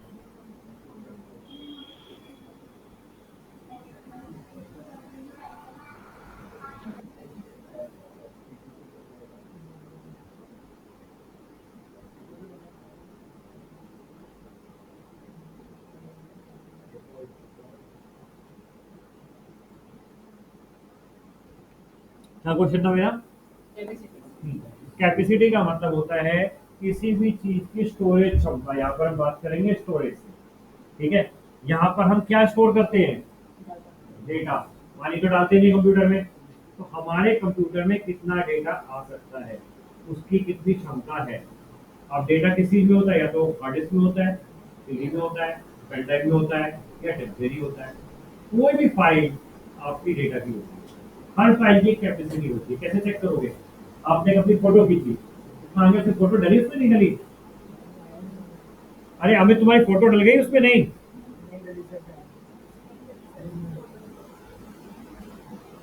तो हेलो हाँ जी अमित, फोटो डल गई आपकी? नहीं। सर, नहीं अपलोड नहीं हो पाई ना, मैं अभी लैपटॉप से कर दूंगा आज। चलो तो भाई, तो कोई भी चीज की ना कैपेसिटी होती है। कैपेसिटी किस में मेजर करी जाती है? पानी हम लीटर में मेजर करते हैं, मिल्क हम लीटर में मेजर करते हैं, बट ये डेटा होता है, जो डेटा हम स्टोर करते हैं उसकी क्या कैपेसिटी होती है, वो किस में स्टोर होता है, बताइए। और और और एसएसडी तो नाम है भाई।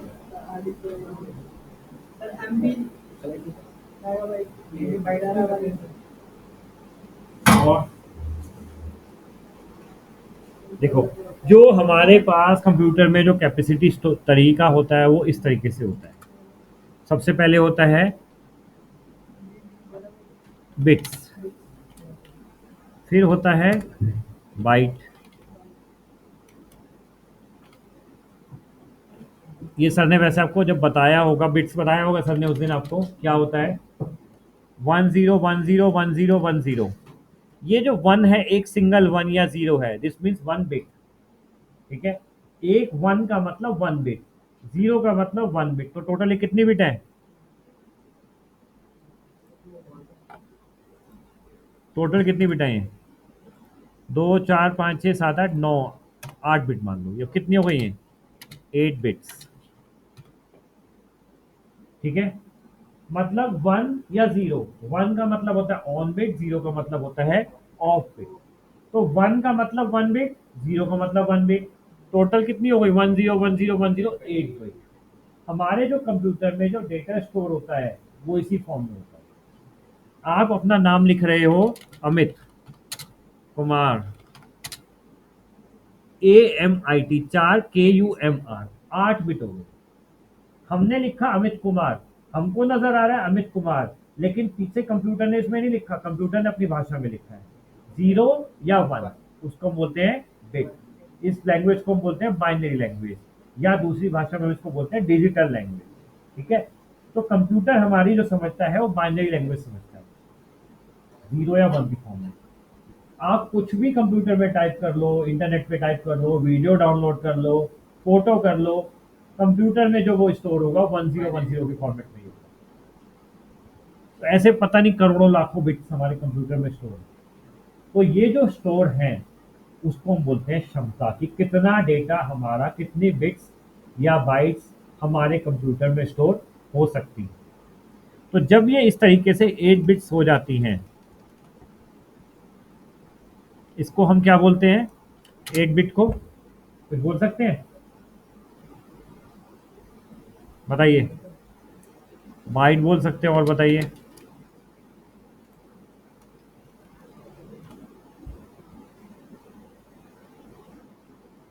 सोचो जल्दी सोचो भाई, इसी वाले सबने पढ़े होंगे, यहाँ पे भी बीटेक बैठे हैं बड़े बड़े। हाँ जी बताओ, ये तो कॉलेज में पढ़ते हैं भाई।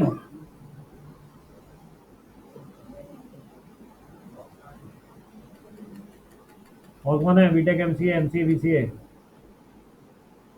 और कौन है बीटेक यहाँ पे? आप भी? बस तुम अकेले हो बीटेक? हमारे ऐसे कैसे है?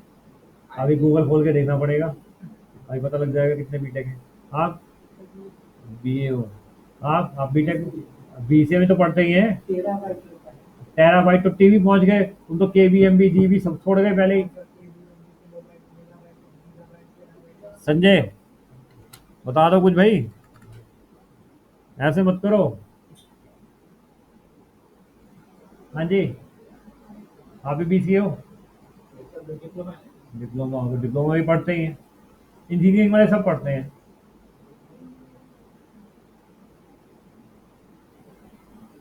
देखो ये क्लियर हो गया।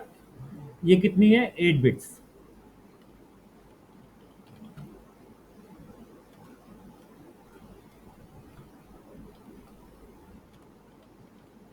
अब कितनी हो गई? ये 16 बिट्स हो गई, 8 प्लस 8। इस तरीके से जब ये हमारी 1024 हो जाती है तो उसको हम बोलते हैं 1 KB, किलो बाइट्स।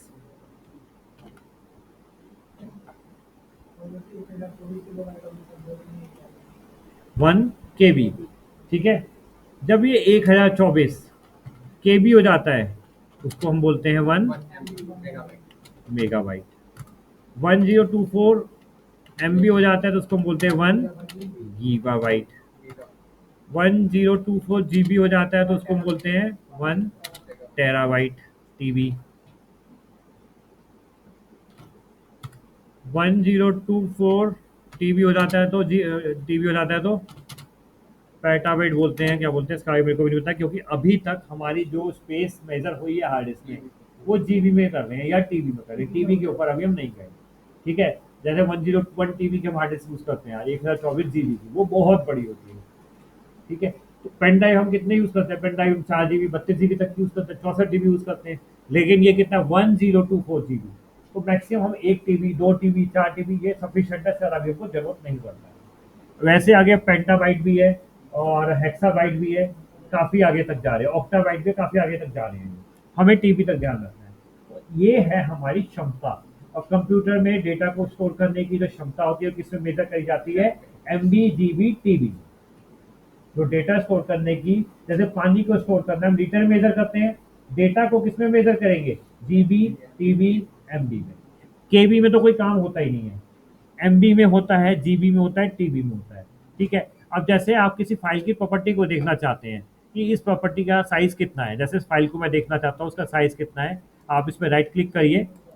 वैसे तो वैसे भी दिखा देगा आपको, प्रॉपर्टीज में जाइए, यहाँ पे देखिए 8.78 KB। ये एक्सेल की फाइल है इसलिए बहुत KB में है।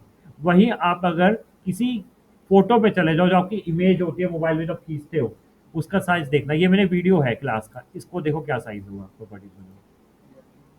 202 MB। ये वो है जो मेरी क्लास हुई थी, जो मैंने उस दिन क्लास ली थी 202 MB की। तो ये इतनी स्पेस लेगा जहाँ पे मैं इसको रखूंगा। और मैंने यूट्यूब पे इसको रखा है चैनल पे। तो यूट्यूब पे सारी स्पेस क्या होती है? क्लाउड। इसको क्या बोलते हैं? जो क्लाउड यूज करते हैं यूट्यूब पे, क्या हो? क्लाउड में है, मतलब डेटा यूट्यूब का सर्वर मेरे पास नहीं है। जब आपका कोई भी डेटा आपके पास फिजिकली प्रेजेंट नहीं है, दैट मीन्स वो क्लाउड पे। जो क्लाउड वर्ड हम यूज करते हैं उसका मतलब ये है कि वो बादलों में है। बादलों का मतलब आपके पास नहीं है, वो कहाँ स्टोर है आपको भी नहीं पता। यूट्यूब का सर्वर कहाँ पर है मुझे भी नहीं पता। आपको जब जरूरत होगा आप ले लोगे। आप जीमेल यूज करते हो, आपकी मेल्स आपके सर्वर पर नहीं है, वो गूगल के सर्वर पर। गूगल का सर्वर कहाँ है आपको नहीं पता। 15 GB देता है वो आपको डेटा फ्री में, क्योंकि 15 GB का डेटा फ्री में रख सकते हो, उसके ऊपर चाहिए तो परचेज करो। तो उस 15 GB में आप अपना डेटा भी रख सकते हो, ये वीडियो भी रख सकते हो, जो मर्जी चाहे रख लो। क्लियर? तो ये हमारा डेटा होता है क्लाउड में। क्लाउड का मतलब ये होता है कि आपका कुछ भी नहीं है, आपने सब कुछ रेंट पे खरीदा हुआ किसी और से, गूगल से, अमेजोन से, किसी और कंपनी से। तो किसी की भी आपको प्रॉपर्टीज देखनी हो तो इस तरीके से आप देख सकते हो, कैपेसिटी देखनी हो तो ये है 202 MB। अब मैं अगर किसी और की देखूं, इसकी कम, इसकी और भी कम होगी। ये फाइल और भी छोटी है, इसकी प्रॉपर्टीज और भी कम होगी। सिर्फ 266 बाइट्स। KB भी नहीं है, किलोबाइट भी नहीं है, 266 बाइट्स।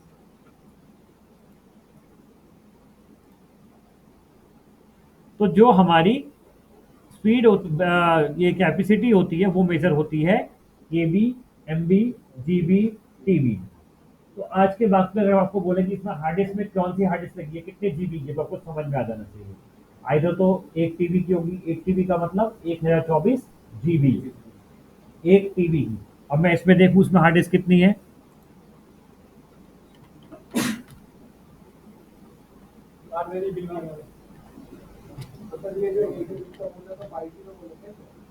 एट बिट 8 बिट को 1 बाइट बोलेंगे। यूट्यूब की सोर्स हम डाउनलोड करते हैं जैसे हमारे मोबाइल में नहीं आ पाती तो ये क्लाउड में जाती है ना। जो भी यूट्यूब पे वीडियो है वो सब यूट्यूब के सर्वर पर है, आपके पे नहीं है। अब वो डाउनलोड हमारे मोबाइल में डाउनलोड नहीं होंगे, उसमें सॉफ्टवेयर आता है, बात अलग से कर सकते हो। लेकिन जो भी आप यूट्यूब पे डाल रहे हो वो क्लाउड पे है, आपके पास कुछ नहीं है, आपके सर्वर पर नहीं है। मैंने जो वीडियो डाली है सब यूट्यूब के सर्वर पर है। यूट्यूब अगर चाहे तो मेरा चैनल बंद कर देगा, सब वीडियो खत्म।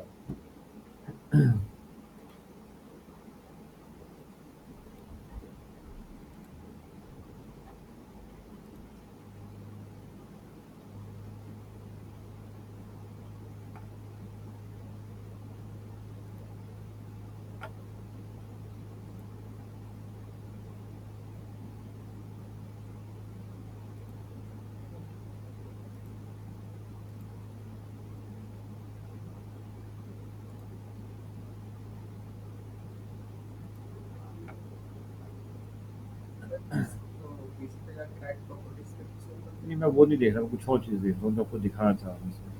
सॉफ्टवेयर डाला हुआ था, वो विजिबल नहीं है मेरे को।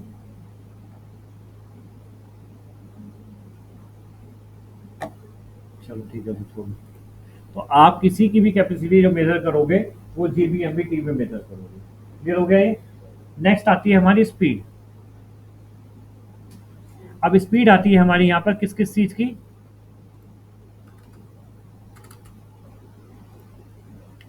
अच्छा, कैपेसिटी जो है हम किस किस चीज की मेजर करेंगे? हार्ड डिस्क की, जिसमें स्टोर कर रहे हैं, एसएसडी की और रैम की। रैम हमारी टेम्परेरी होती है, उसमें भी डेटा होता है, लेकिन वो कुछ टाइम के लिए होता है। एसएसडी और एसडी में परमानेंट होता है। बट रैम को भी हम देखते हैं हमारे सिस्टम में कितनी रैम है। जैसे अभी कितनी रैम लगी है यहाँ पे, आप देखो 16 जीबी, मतलब टेम्परेरी जो है 16 जीबी है। तो जितनी ज़्यादा रैम होगी आपके पास, उतना ज़्यादा सिस्टम की परफॉर्मेंस अच्छी होगी। आप उतनी ज़्यादा विंडो खोल सकते हैं, उतना ज़्यादा सॉफ्टवेयर इंस्टॉल कर सकते हैं, तो भी काम आपका सारा रैम में होना है। रैम आपको चाहिए ही चाहिए, अगर रैम नहीं है तो डिस्प्ले नहीं आएगा। दूसरी चीज आती है हमारी स्पीड। स्पीड हमारी किस किस चीज की मेजर होती है? सीपीयू, रैम, ये दो चीजों की स्पीड आपकी मेजर होती है। हार्ड डिस्क, एसएसडी, सारी चीजों की स्पीड मेजर होती है। सबसे पहले स्पीड का मतलब होता है कितनी तेजी से हमारा सिस्टम काम कर रहा है। स्पीड में दो आती हैं, एक बस स्पीड और एक क्लॉक स्पीड।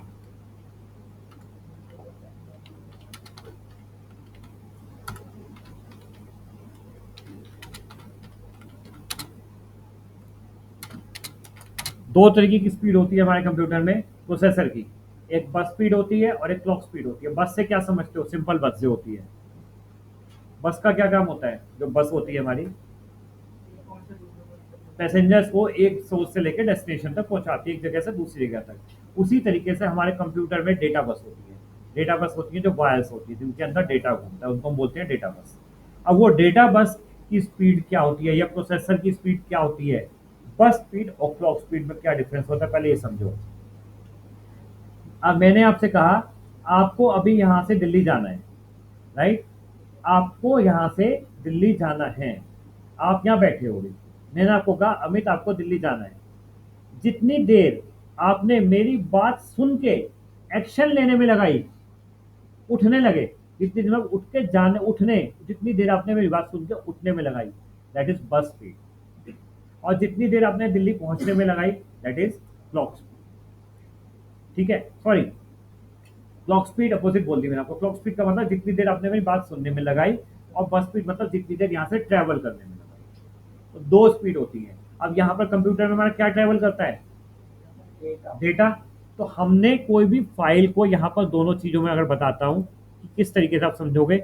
ये फाइल मैंने क्लिक करी, क्लिक करी मतलब इसको ओपन करो। जैसे मैंने डबल क्लिक करी, डबल क्लिक करके ये जो ओपन करी रिजल्ट दिखाया, ये क्लॉक स्पीड।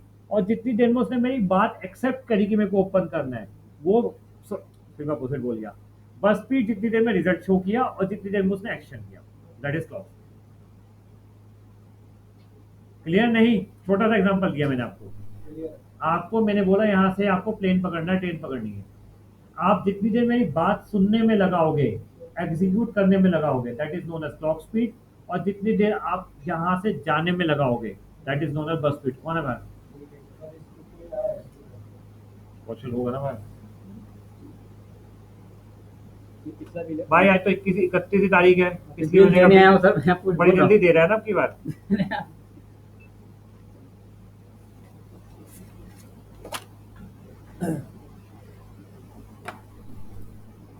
तो ये स्पीड जो है प्रोसेसर की हमारी जो मेजर होती है, स्पीड फ्रीक्वेंसी किसमें मेजर होती है? हर्ट्ज में। तो प्रोसेसर की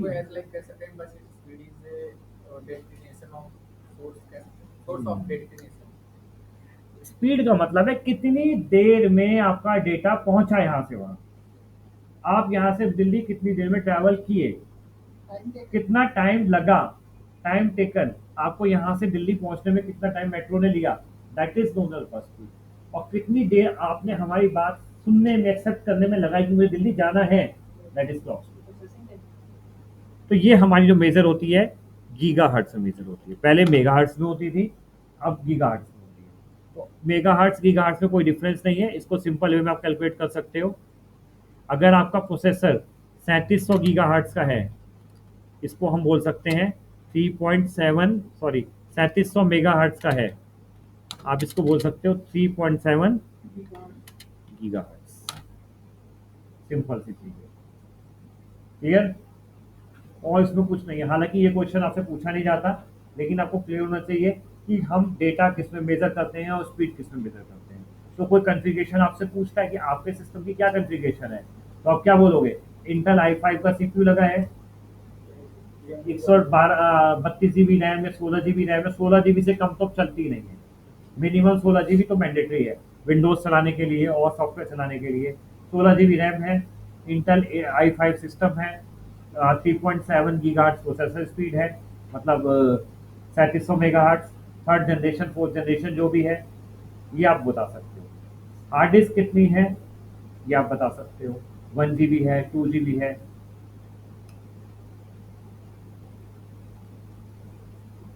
अब इसमें से कुछ पूछना है मेरे से पहले पूछ लीजिए, फिर मैं एक टॉपिक और लूंगा, उसको कवर करूंगा। पूछना है किसी को? ये परसों में पूछूंगा तो क्या नाम है इनका? पवन, क्लियर है? आपको उनका कुछ क्वेश्चन पूछना हो पूछ लो, बाद में आगे बढ़ते जाएंगे, पीछे का नहीं मिलेगा। इसकी मैं रिकॉर्डिंग दे दूंगा, दोबारा से देख लेना। मेरी क्लास की मैं रिकॉर्डिंग दे दूंगा आपको।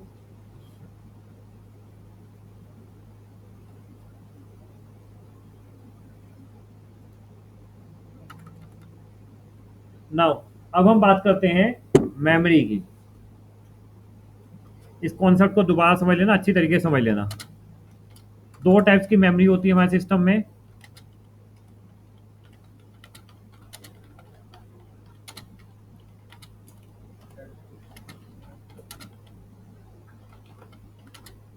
चाहे डेस्कटॉप हो चाहे लैपटॉप हो। नंबर 1 प्राइमरी मेमोरी,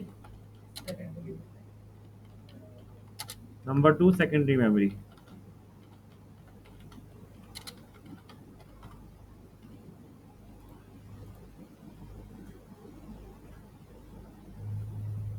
ऑनलाइन किसी का डाउट है कोई? Devesh Tiwari,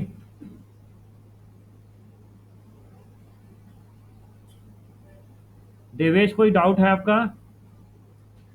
no sir. Amit, no sir. आलोक,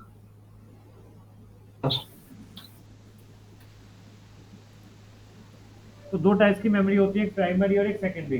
प्राइमरी को हम एक और नाम से बोलते हैं टेम्परेरी,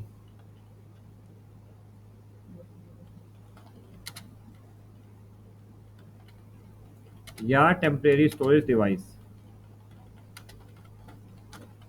और सेकेंडरी को हम बोलते हैं परमानेंट स्टोरेज।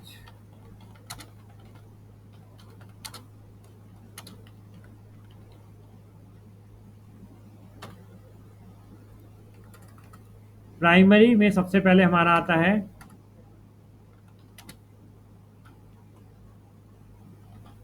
रैम। रैम की फुल फॉर्म क्या होती है?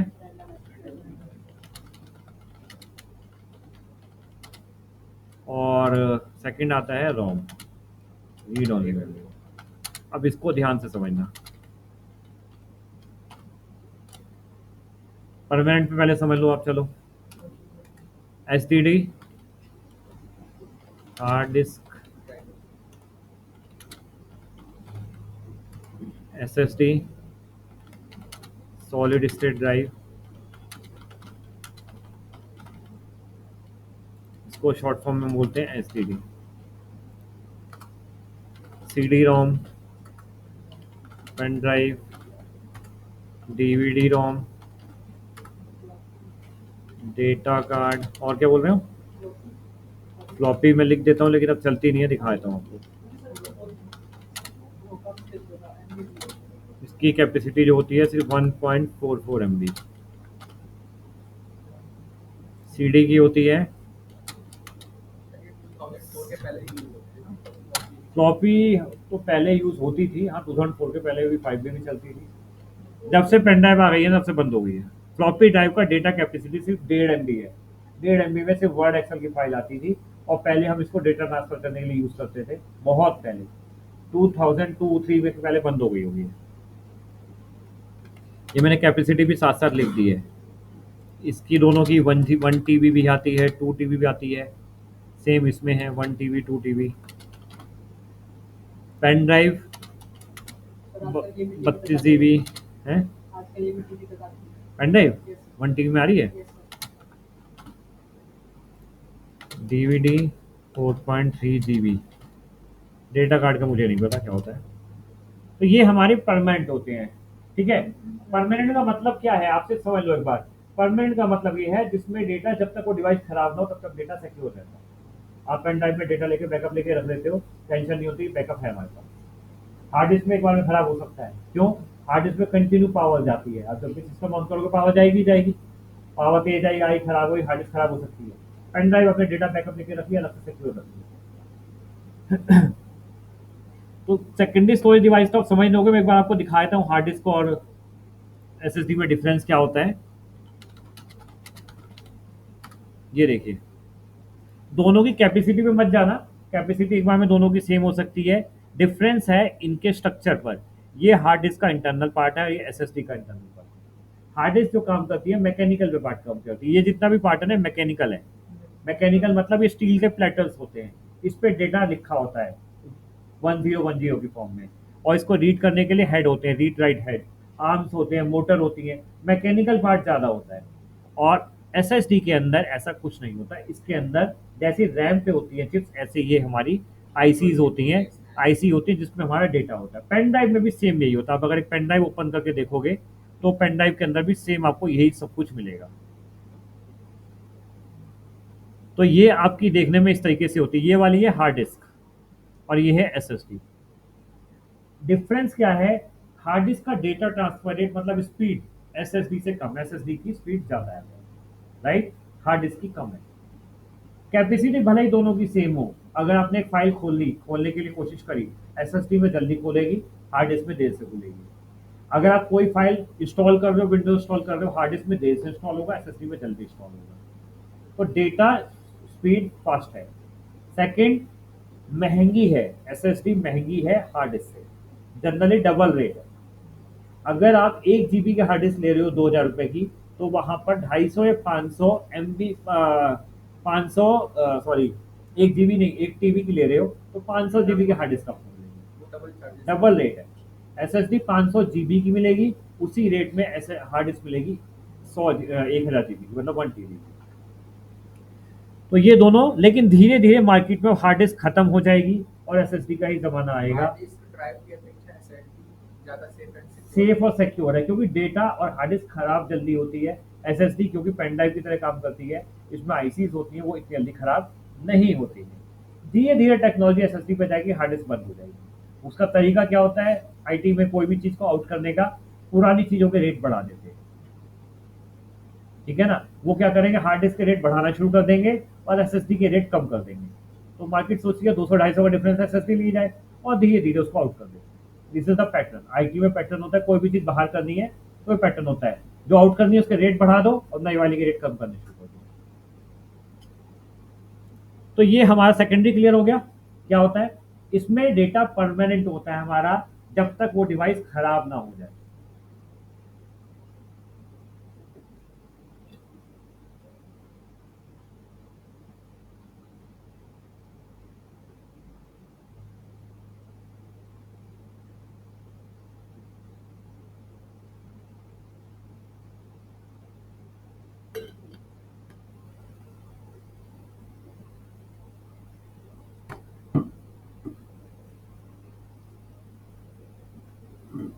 अब आ जाओ ऊपर पे, रैंडम एक्सेस मेमोरी। सबसे पहले हम बात करते हैं रैंडम एक्सेस मेमोरी की। देख लिया सबने? रैंडम एक्सेस मेमोरी जो रैम होती है, इसको बोलते हैं temporary storage device. Simple, RAM is a temporary storage device जिसमें डेटा कब तक स्टोर होता है, जब तक पावर है। पावर गई तो डेटा खत्म। रैम कैसी होती है देखने, मैंने रैम आपको नहीं दिखाई, मैं दिखा दे रहा हूँ। रैम स्लॉट दिखाई थी,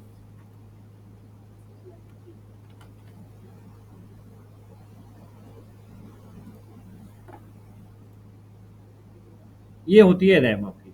अब ये देखो, इनमें डिफरेंस है, ये स्ट्रिप लंबी है ये वाली और ये छोटी है। ऐसा क्यों? नहीं, दोनों ही रैम है और दोनों ही 16 GB की हैं। ये लैपटॉप की है, ये डेस्कटॉप, ये लैपटॉप की है, ये डेस्कटॉप की है, ये लैपटॉप डेस्कटॉप की है, ये लैपटॉप की है। तो जो छोटे साइज की है वो लैपटॉप की है, बड़े साइज की डेस्कटॉप की है, सारी डेस्कटॉप की है। तो ये रैम है। एक इसमें लगती है रैम स्लॉट में, जो कि कहाँ पे होता है, मदरबोर्ड पर। इसमें काफी सारे वर्जन आते हैं रैम के, DDR1, DDR2, DDR3, DDR4। वो अगेन DDR1, DDR2, DDR3, 4 का मतलब होता है स्पीड फास्टर का। सबसे ज्यादा आज के वक्त में जो सिस्टम रैम चलती है वो DDR4 चल रही है। सबसे ज्यादा डेटा ट्रांसफर रेट फास्ट होता है। अच्छा, एक चीज और ध्यान रखना है इसमें, अगर आपने CPU तो लगा दिया, बहुत अच्छा, नया CPU परचेज कर रहा है, और हार्ड डिस्क लगा दी आपने, SSD नहीं लगाई, हार्ड डिस्क लगाई, रैम आपने लगा दी DDR3, वो कुछ कंपेटेबल नहीं बैठेगा। आपने एक चीज तो लगा दी बहुत तेज, ट्रेन में इंजन लगा दिए 3 और डिब्बे कर दिए 3 ट्रेनों बराबर, तो स्पीड तो वो 3 ट्रेन के, जब 3 इंजन लगा दिए तो डिब्बे तो 3 ट्रेन के भी तो जोड़ दिए ना। तो आपको ध्यान रखना है, आपको तीनों चीजों को कंपेटेबल रखना है अगर स्पीड बढ़ानी है। रैम करंट होनी चाहिए, CPU नया लगा दिया, और मदरबोर्ड उसी के कंपेटेबल लगेगा, और हार्ड डिस्क भी उसी स्पीड के कंपेटेबल लगेगी। हार्ड डिस्क काम नहीं करेगी, स्पीड चाहिए SSD में। ये सारे सिस्टम हमने इसी साल अपडेट किए जनवरी में, सब में SSD है, सब कुछ चेंज है, पूरे सिस्टम उठा करके हमने हटा दिए। अपग्रेडेशन का मतलब है सब कुछ चेंज कर दो, सिर्फ कैबिनेट और पावर सप्लाई वो रह जाता है, बाकी सब चीज चेंज हो जाती है। बाकी बचा ही क्या, RAM, motherboard, CPU, hard disk, और अंदर भाई क्या, 4 चीजें हमने पढ़ी है, और बॉक्स ही है, पावर सप्लाई वही चल जाती है। बाकी सब चीजें आपको अपग्रेड में चेंज करनी पड़ती है, नहीं तो कंपेटेबल नहीं बैठती, और जिस मकसद से आपने सिस्टम को अपग्रेड किया, अपग्रेडेशन मकसद पूरा नहीं होता। तो ये रैम होती है हमारी। इसके अंदर भी देखो वही IC इसी तरीके से लगे हैं, ब्लैक कलर के, जिस तरीके से हमारे SSD में लगे हुए थे।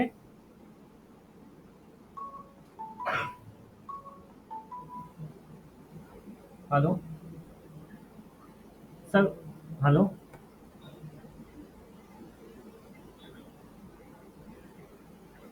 सर, 5-10 मिनट लूंगा, मैं क्लास ले रहा हूँ सर। हेलो, 10 मिनट में, बस 10 मिनट में कर रहा हूँ सर।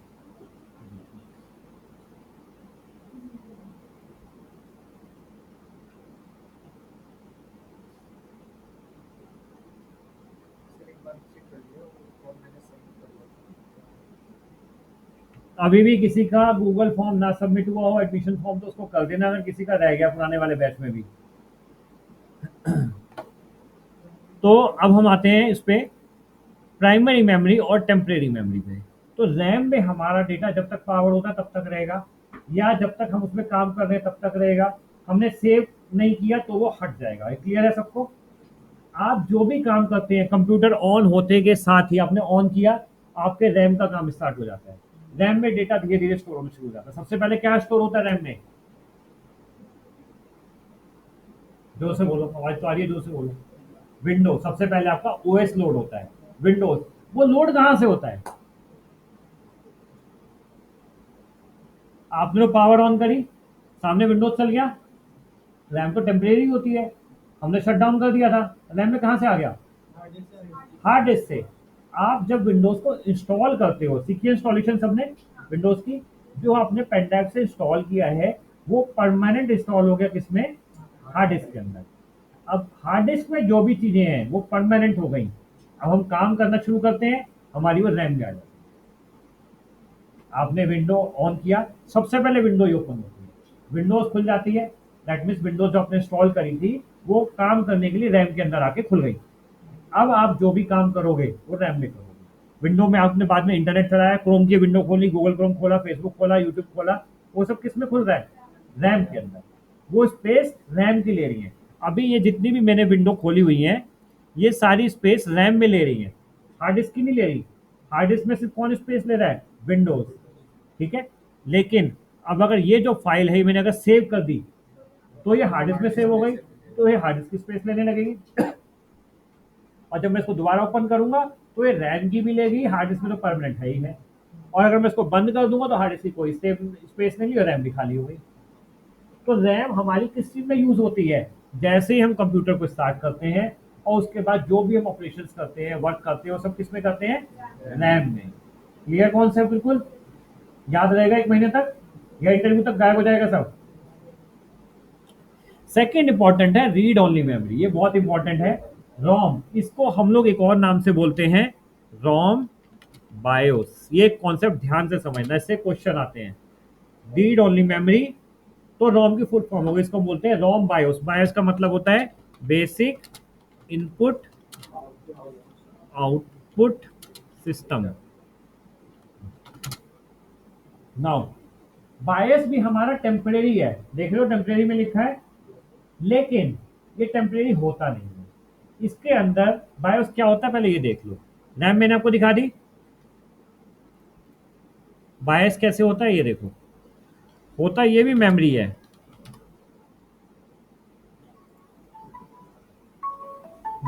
ये बायोस है।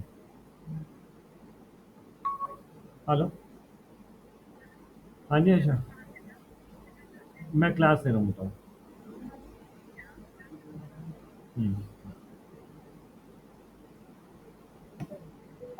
ये होता है बायोस। अब देख लिया रैम और इसमें क्या डिफरेंस है? ये रैम है ये, और ये है ऐसा बायोस। ये मदरबोर्ड पर होता है। अब ये मेरा मदरबोर्ड है, इसमें इनमें से या इससे भी कोई छोटा ये बायस हो सकता है। एक्चुअली मुझे भी नहीं पता कौन सा है, ठीक है, कोई सा भी बायस हो सकता है। ये नहीं है, ये नहीं है, ये नहीं है, ये हो सकता है, राइट। ये बायोस है इतना सा। अब ये बायोस जो होता है, पहले तो लिखा हुआ आता था, ये लिखा हुआ देख रहे हो आप, बट अब लिखा हुआ नहीं होता। तो पहले सबसे पहले जो आता था इतना बड़ा आता था, बहुत बड़ी सी बात थी। अब बहुत ही छोटी आती है, जैसे ये वाला देख रहे हो आप। तो ये बायोस होता है। बायोस आप अब ये देखो, ये निकाल रहे हैं, बहुत छोटी चिप को निकाल रहे हैं। बायोस क्या होता है? Basic input output system. इसका काम होता है हमारे सिस्टम में जितने भी हार्डवेयर लगे हैं उनकी सारी इंफॉर्मेशन इसके अंदर स्टोर होती है। क्या है ये? मेमोरी है। मेमोरी है तो मेमोरी में कुछ स्टोर होगा, लेकिन इसमें डेटा नहीं होता। डेटा किस में होता है? सिर्फ प्राइमरी में।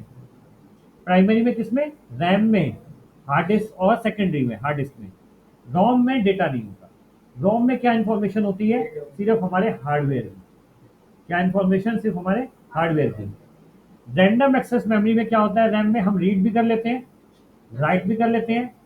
अभी जो मैंने काम किया है वर्ड में, ये रीड कर पा रहे हो, मैं टाइप कर पा रहा हूँ यहाँ पर, मैं इसको इरेज करना चाहूँ इरेज कर सकता हूँ। तो रीड भी कर रहे हैं, राइट भी कर रहे हैं, इरेज भी कर रहे हैं रैम के अंदर। लेकिन रोम का मतलब क्या है? Read only memory. हम सिर्फ पढ़ सकते हैं और कुछ नहीं कर सकते। और उसमें हमारा डेटा तो होता ही नहीं है जो हमें इरेज करना है। क्या होता है उसके अंदर? उसके अंदर हमारे हार्डवेयर से रिलेट सारी इंफॉर्मेशन होती है। कौन से हार्डवेयर से रिलेट? हमारे कंप्यूटर में कौन सा कीबोर्ड है, कौन सा माउस है, प्रोसेसर कितना है, रैम कितनी है। ये जो आप यहाँ पे विंडोज में देख रहे हो, जो मैंने आपको दिखाई थी अभी, रैम, प्रोसेसर, ये सारी इंफॉर्मेशन विंडोज कहाँ से लेता है? बायोस से। अगर आप बायोस में रैम विंडोज में नहीं देखना चाहते तो बायोस में जाके देख सकते हो। क्लियर हो गया? बायोस आपका हार्डवेयर की इंफॉर्मेशन स्टोर करता है, आपका डेटा स्टोर नहीं करता। अब क्वेश्चन आता है, ये टेम्परेरी है। टेम्परेरी है तो लाइट जाएगी तो डेटा इरेज हो जाएगा इसमें भी सारा। समझ गए? मैंने टेम्परेरी में लिखा है, टेम्परेरी में है, और ये टेम्परेरी ही होता है। लेकिन अच्छा, इसके अंदर एक और चीज होती है। आपके सिस्टम में जो घड़ी चल रही है, ये घड़ी इसी से चलती है, बायोस से। डेट और टाइम दोनों इसी से मैनेज होता है, इसी बायोस के अंदर से। लेकिन जब आप अपना कंप्यूटर बंद कर दोगे तो क्या ये डेट टाइम रुक जाएगा या नहीं रुकेगा? चलता रहेगा। कल आप अगर ऑन करोगे 2 बजे तो कल की तारीख दिखाएगा और 2 बज के दिखाएगा, पक्का है ये बात? तो ये कैसे, बताओ क्या तरीका है? उसके पीछे क्या होता है, हमारे मदरबोर्ड पे एक बैटरी लगी होती है जिसको हम बोलते हैं सीमॉस बैटरी या लिथियम बैटरी, ठीक है? ये लगी हुई, ये वाली, ये जो देख रहे हो, ये यहाँ पे लगी होती है, इसमें से निकली हुई है यहाँ पे, और इसी के पास ही 22 की चिप होती है, इसलिए मैं कह रहा हूँ ये वाली है। जनरली 22 की चिप बैटरी के बिल्कुल पास होती है। अगर ये बैटरी मैं निकाल लूँ तो ये टेम्परेरी हो जाएगी मेमोरी, और बैटरी लगी रहेगी तो परमानेंट है। मतलब अब ये सिस्टम बंद है तो इसको पावर कौन दे रहा है मदरबोर्ड को, इस रोम को, बैटरी, और लाइट चलाती मैंने तो पावर आ गई उसमें, बैटरी चार्ज हो जाती है। और इस बैटरी की लाइफ जनरली 3 साल होती है, 3 साल पहले खराब नहीं होती। मदरबोर्ड की बैटरी 20 रुपए की आती है, खुद से लाके चेंज कर सकते हो, डेस्कटॉप लैपटॉप की नहीं कर सकते। इसकी आप सिंपल निकालो, पेन से निकालो, निकल के लगा दो। कैसे पता लगेगा बैटरी वीक हो गई? डेट टाइम पीछे चला जाएगा, सिंपल सी बात है, क्योंकि घड़ी हमारी जब खराब होती है, बैटरी खराब होती है, पता लग जाता है। सेम सिस्टम इसमें है, अगर हमारी बैटरी वीक हो रही है तो ये डेट टाइम हमारा पीछे जाना शुरू हो जाएगा। तो ये क्वेश्चन इंटरव्यू में आपसे पूछा जाता है, सेम यही कि अगर एक यूजर ने सिस्टम को बंद किया 2 बजे और उसकी क्लॉक अगले दिन 2 ही बजे थे जितने बजे बंद किया था, और कल ही की तारीख दिखा रही है, क्या प्रॉब्लम है, कैसे दूर करोगे? बैटरी चेंज होगी और वो चेंज होगी और चेंज होगी और कोई सॉल्यूशन नहीं। सेम यही क्वेश्चन मेरा आंसर मेरी रिकॉर्डिंग में डाला हुआ है, इंटरव्यू पूछा जाता है, राइट? तो ये क्वेश्चन इसी तरीके से आपको देना है जैसे मैं समझा रहा हूँ आंसर को। ये बैटरी हर मदरबोर्ड पे होगी, लैपटॉप में, डेस्कटॉप में। इसको हम बोलते हैं लिथियम बैटरी। तो अब मैं वापसी बायस पे आता हूँ। तो रैंडम एक्सेस मेमोरी में बेसिक इनपुट आउटपुट सिस्टम इसकी फुल फॉर्म है। आउटपुट इनपुट से रिलेटेड इसमें इंफॉर्मेशन होती है, इसको एक बैटरी पावर देती है, लेकिन होती है टेम्परेरी है, परमानेंट नहीं होती। कुछ परमानेंट कहते हैं कि परमानेंट है, वो कब कहते हैं क्योंकि बैटरी उसको पावर दे रही है, लेकिन बैटरी खराब हो गई तो टेम्परेरी है। क्लियर हो गया? अब इसके अंदर क्या इन्फॉर्मेशन होती है, हमारे हार्डवेयर से रिलेटेड, ठीक है, हमारे डेटा से रिलेटेड इसमें कुछ नहीं होता। तो इस बायस के अंदर हमको जाना पड़ता है। हम अगर जाना चाहें तो कैसे जाते हैं? उसका एक प्रोग्राम होता है इसके अंदर, उस प्रोग्राम का नाम होता है सीमॉस। सीमॉस सॉफ्टवेयर कह लो, सीमॉस की फुल फॉर्म होती है कॉम्प्लीमेंट्री मेटल ऑक्साइड सेमीकंडक्टर। इसका ये नाम इसलिए दिया गया है क्योंकि इस मेटल से ये सीमॉस की चिप बनी है। जो बायोस की जो चिप बनी है ब्लैक कलर की, जो ब्लैक कलर की चिप मैंने आपको दिखाई थी मदरबोर्ड पे, वो इस मटेरियल से बनी है, तो इसलिए इसको सीमॉस बोलते हैं। सीमॉस बैटरी भी बोलते हैं, सीमॉस प्रोग्राम भी बोलते हैं, या सीमॉस सेटअप भी बोलते हैं। CMOS।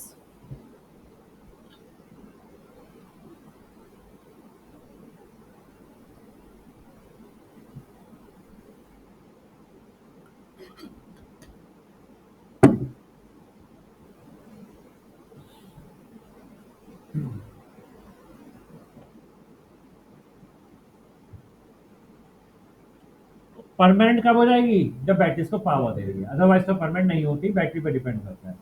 तो बैटरी से, इससे हमारी घड़ी चलती रहती है, डेट टाइम चलता रहता है, और हमारे हार्डवेयर की इंफॉर्मेशन अप टू डेट रहती है। अब बात आती है अगर हम इसके अंदर जाना है तो कैसे जाएंगे? तो ये जो सीमॉस की चिप है ब्लैक कलर की, जो मैंने मदरबोर्ड पे आपको दिखाई है, ये वाली, ठीक है, इसके अंदर जाने के लिए एक सॉफ्टवेयर होता है, इसका एक सॉफ्टवेयर होता है, उस सॉफ्टवेयर को हम बोलते हैं सीमॉस सॉफ्टवेयर। तो उसके अंदर हमको जाना हो तो कैसे जाते हैं? तो जाने का तरीका होता है, बताओ भाई कैसे जाते हैं? पुराने गौरव, सीमॉस में कैसे जाते हैं?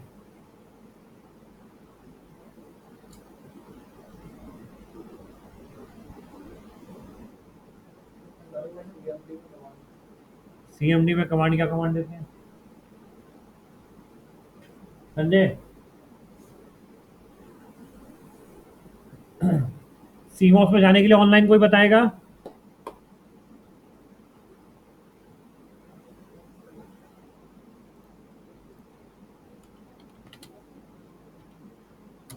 जब हम उसके अंदर जाते हैं तो कुछ इस तरीके की स्क्रीन नजर आती है हमको, ऐसी।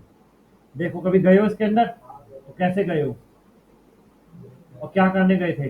घूमने गए थे? क्या करने गए थे? हाँ हाँ, तो क्या क्यों गए थे? जो हमारी बायोस की होती है उसे प्रेस करेंगे। बायोस में हम जाते हैं, अगर आप गए हो तो आपने जब विंडोज इंस्टॉल करी होगी, WDS किया है, WDS के प्रैक्टिकल जब किए तो first boot device pen drive अगर बायोस में जाके करी होगी, first boot device, second boot device या फर्स्ट बूट डिवाइस, WDS में लैन से बूट करते हैं विंडोज में, तो WDS लैन फर्स्ट बूट डिवाइस लैन कार्ड किया होगा, वो बायोस से जाके किया होगा। ठीक है। और कई बार VMware हमारा अगर नहीं चलता तो VMware यहाँ पे डिसेबल होता है, तो उसको एनेबल करना पड़ता है, उसके लिए जाते हैं। तो बायोस में जनरली हम लोग रीड कर सकते हैं, राइट नहीं कर सकते। लेकिन अगर उसमें कोई ऑप्शन दिया है एनेबल या डिसेबल का, देखो जैसे यहाँ पे दिया है एनेबल और डिसेबल, विजिबल हो रहा है ये एनेबल या डिसेबल, ये या तो एनेबल और डिसेबल दिया है तो ये कर सकते हैं कि या तो एनेबल या डिसेबल, हमको एनेबल करना तो एनेबल, डिसेबल करना तो डिसेबल। हम नया ऑप्शन नहीं डाल सकते इसमें, जो इसमें है बस उसी को काम कर सकते हैं। तो जनरली आप लोग जब जाओगे सर को बोलना कि सर एक बार बायस में जाके दिखाइए हमको सुशील सर को। जब आप प्रैक्टिकल करोगे WDS के, तो WDS के प्रैक्टिकल हम करते हैं तो उसके लिए हम सिस्टम के अंदर जाते हैं, फर्स्ट बूट डिवाइस लैन कार्ड करते हैं। आप इस बैच में पुराने के हो तो आपने तो किया होगा WDS का प्रैक्टिकल, F12 की का यूज करते हैं, वेरी गुड। तो इट इज नॉट मैंडेटरी कि F12 का करेंगे, ये डिपेंड करता है अलग अलग सिस्टम के ऊपर कि कौन सी कंपनी का है। अगर ये आपका जैसे हमारे में हो सकता है F12 हो, मेरे को नहीं पता, किसी में F8 होता है, किसी में F4 होता है, किसी में F2 होता है, होती ऊपर की है, किसी में डेल की होता है। तो depend on PC to PC, एक मॉडल के पीसी में सेम की होगी। अगर ये मॉडल का लगा है ऑप्टिलेक्स 3FB तो सब में सेम की होगी। तो हम कब करते हैं, जैसे सिस्टम को ऑन करते हैं, ऑन करते के साथ ही वो की को प्रेस करेंगे, हम बायस के अंदर आ जाएंगे और ऐसी स्क्रीन नजर आएगी। तो एक बार कल सर को बोलना है, आप सब लोग इसी को भी सर करके दिखाएंगे आपको किस तरीके से जाते हैं, और इसके अंदर ऑप्शंस को पढ़ो क्या क्या ऑप्शंस होते हैं, राइट। तो बायस में कैसे जाते हैं आपसे पूछा जाता है कि बायस में कैसे जाते हैं और बायस में क्यों जाते हैं। जनरली हम कोई चीज डिसेबल एनेबल करने के लिए जाते हैं। सपोज करो एग्जांपल मैं आपको देता हूँ, कंपनीज में जितने भी USB पोर्ट होते हैं वो डिसेबल कर दिए जाते हैं। क्यों? ताकि वैसे तो पेन ड्राइव अलाउड ही नहीं होती, बाहर रखवा ली जाती है, बाई चांस कोई गलती से ले जाए और डेटा कॉपी करके ले जाए पेन ड्राइव में, या कुछ वायरस डाल दे ला करके, इसीलिए USB पोर्ट को डिसेबल कर देते हैं। अब USB पोर्ट एक हार्डवेयर है, हार्डवेयर की इंफॉर्मेशन किसमें होगी, बायस के अंदर। तो बायस में जाकर के आप कोई भी हार्डवेयर अगर वहां पर ऑप्शन दिया है एनेबल और डिसेबल करने का, तो आप उसको डिसेबल कर सकते हो। और एक बार मैंने USB पोर्ट को डिसेबल कर दिया तो मेरा USB पोर्ट कोई सा भी नहीं चलेगा, 10 है 20 है कोई सा भी नहीं चलेगा। तो कंपनीज में आपको ये करना पड़ेगा, आपको ये यूज में आएगा। तो कोई भी हार्डवेयर को एनेबल या डिसेबल करना है तो हम कहाँ से करेंगे, बायस से जाकर के। लेकिन आप चाहोगे भाई साहब USB पोर्ट परमानेंटली तोड़ दूं मैं अंदर से जाकर के, तो टूटेगा नहीं, डिलीट नहीं कर सकते।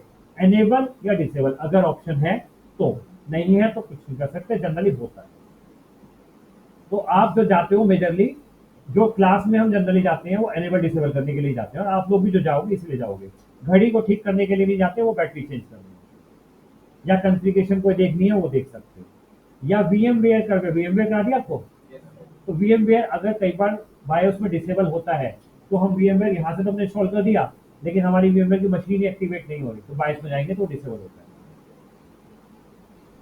ठीक है, तो ये होता है हमारा रोम बायोस, रोम बायोस। इससे रिलेट जो मैंने आज पढ़ाए हैं 2 टॉपिक, यूट्यूब चैनल पे 2 क्वेश्चंस हैं इससे रिलेट, वो दोनों क्वेश्चंस आपको रटे हुए होने चाहिए। एक ये वाला डेस्कटॉप ट्रबल शूटिंग का, एक और हुआ तो दूसरे उसमें डल गया है।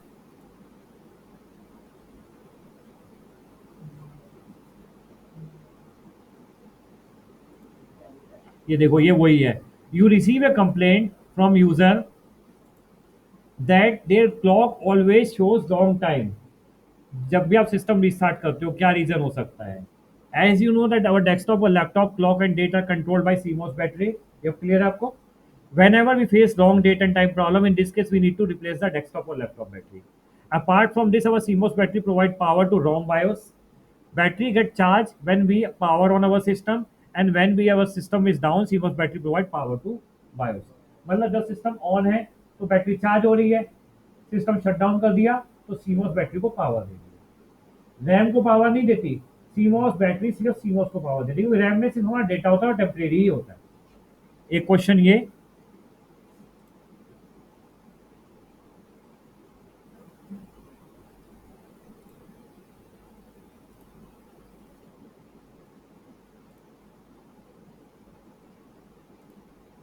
Second, you receive A ticket, ticket का मतलब problem, complaint, that user monitor is not working, how will you solve this problem. मतलब मॉनिटर वर्क नहीं करने का मतलब है स्क्रीन ब्लैक आ रही है, इसको हम बोलते हैं नो डिस्प्ले। वही सेम चीज मैंने लिखी है जो मैंने आपको समझाया है। इसको हमने दो पार्ट में डिवाइड किया है। इस क्वेश्चन को देख लेना, ये क्वेश्चन दोनों 90% इंटरव्यू में पूछे जाते हैं। क्लियर हो गया बायोस क्या होता है? अब जो मैंने पढ़ाया इस पर कोई डाउट है किसी को? कोई है तो पूछ लो, अदरवाइज रिकॉर्डिंग दे लेना, मैं डाल दूंगा। यस सर, रिकॉर्डिंग डाल देना सर।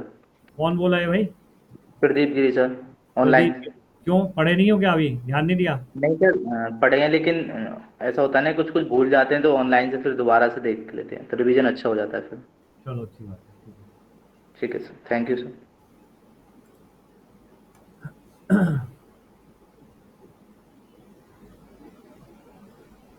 ठीक है, क्लियर है? सफिशिएंट आज के लिए?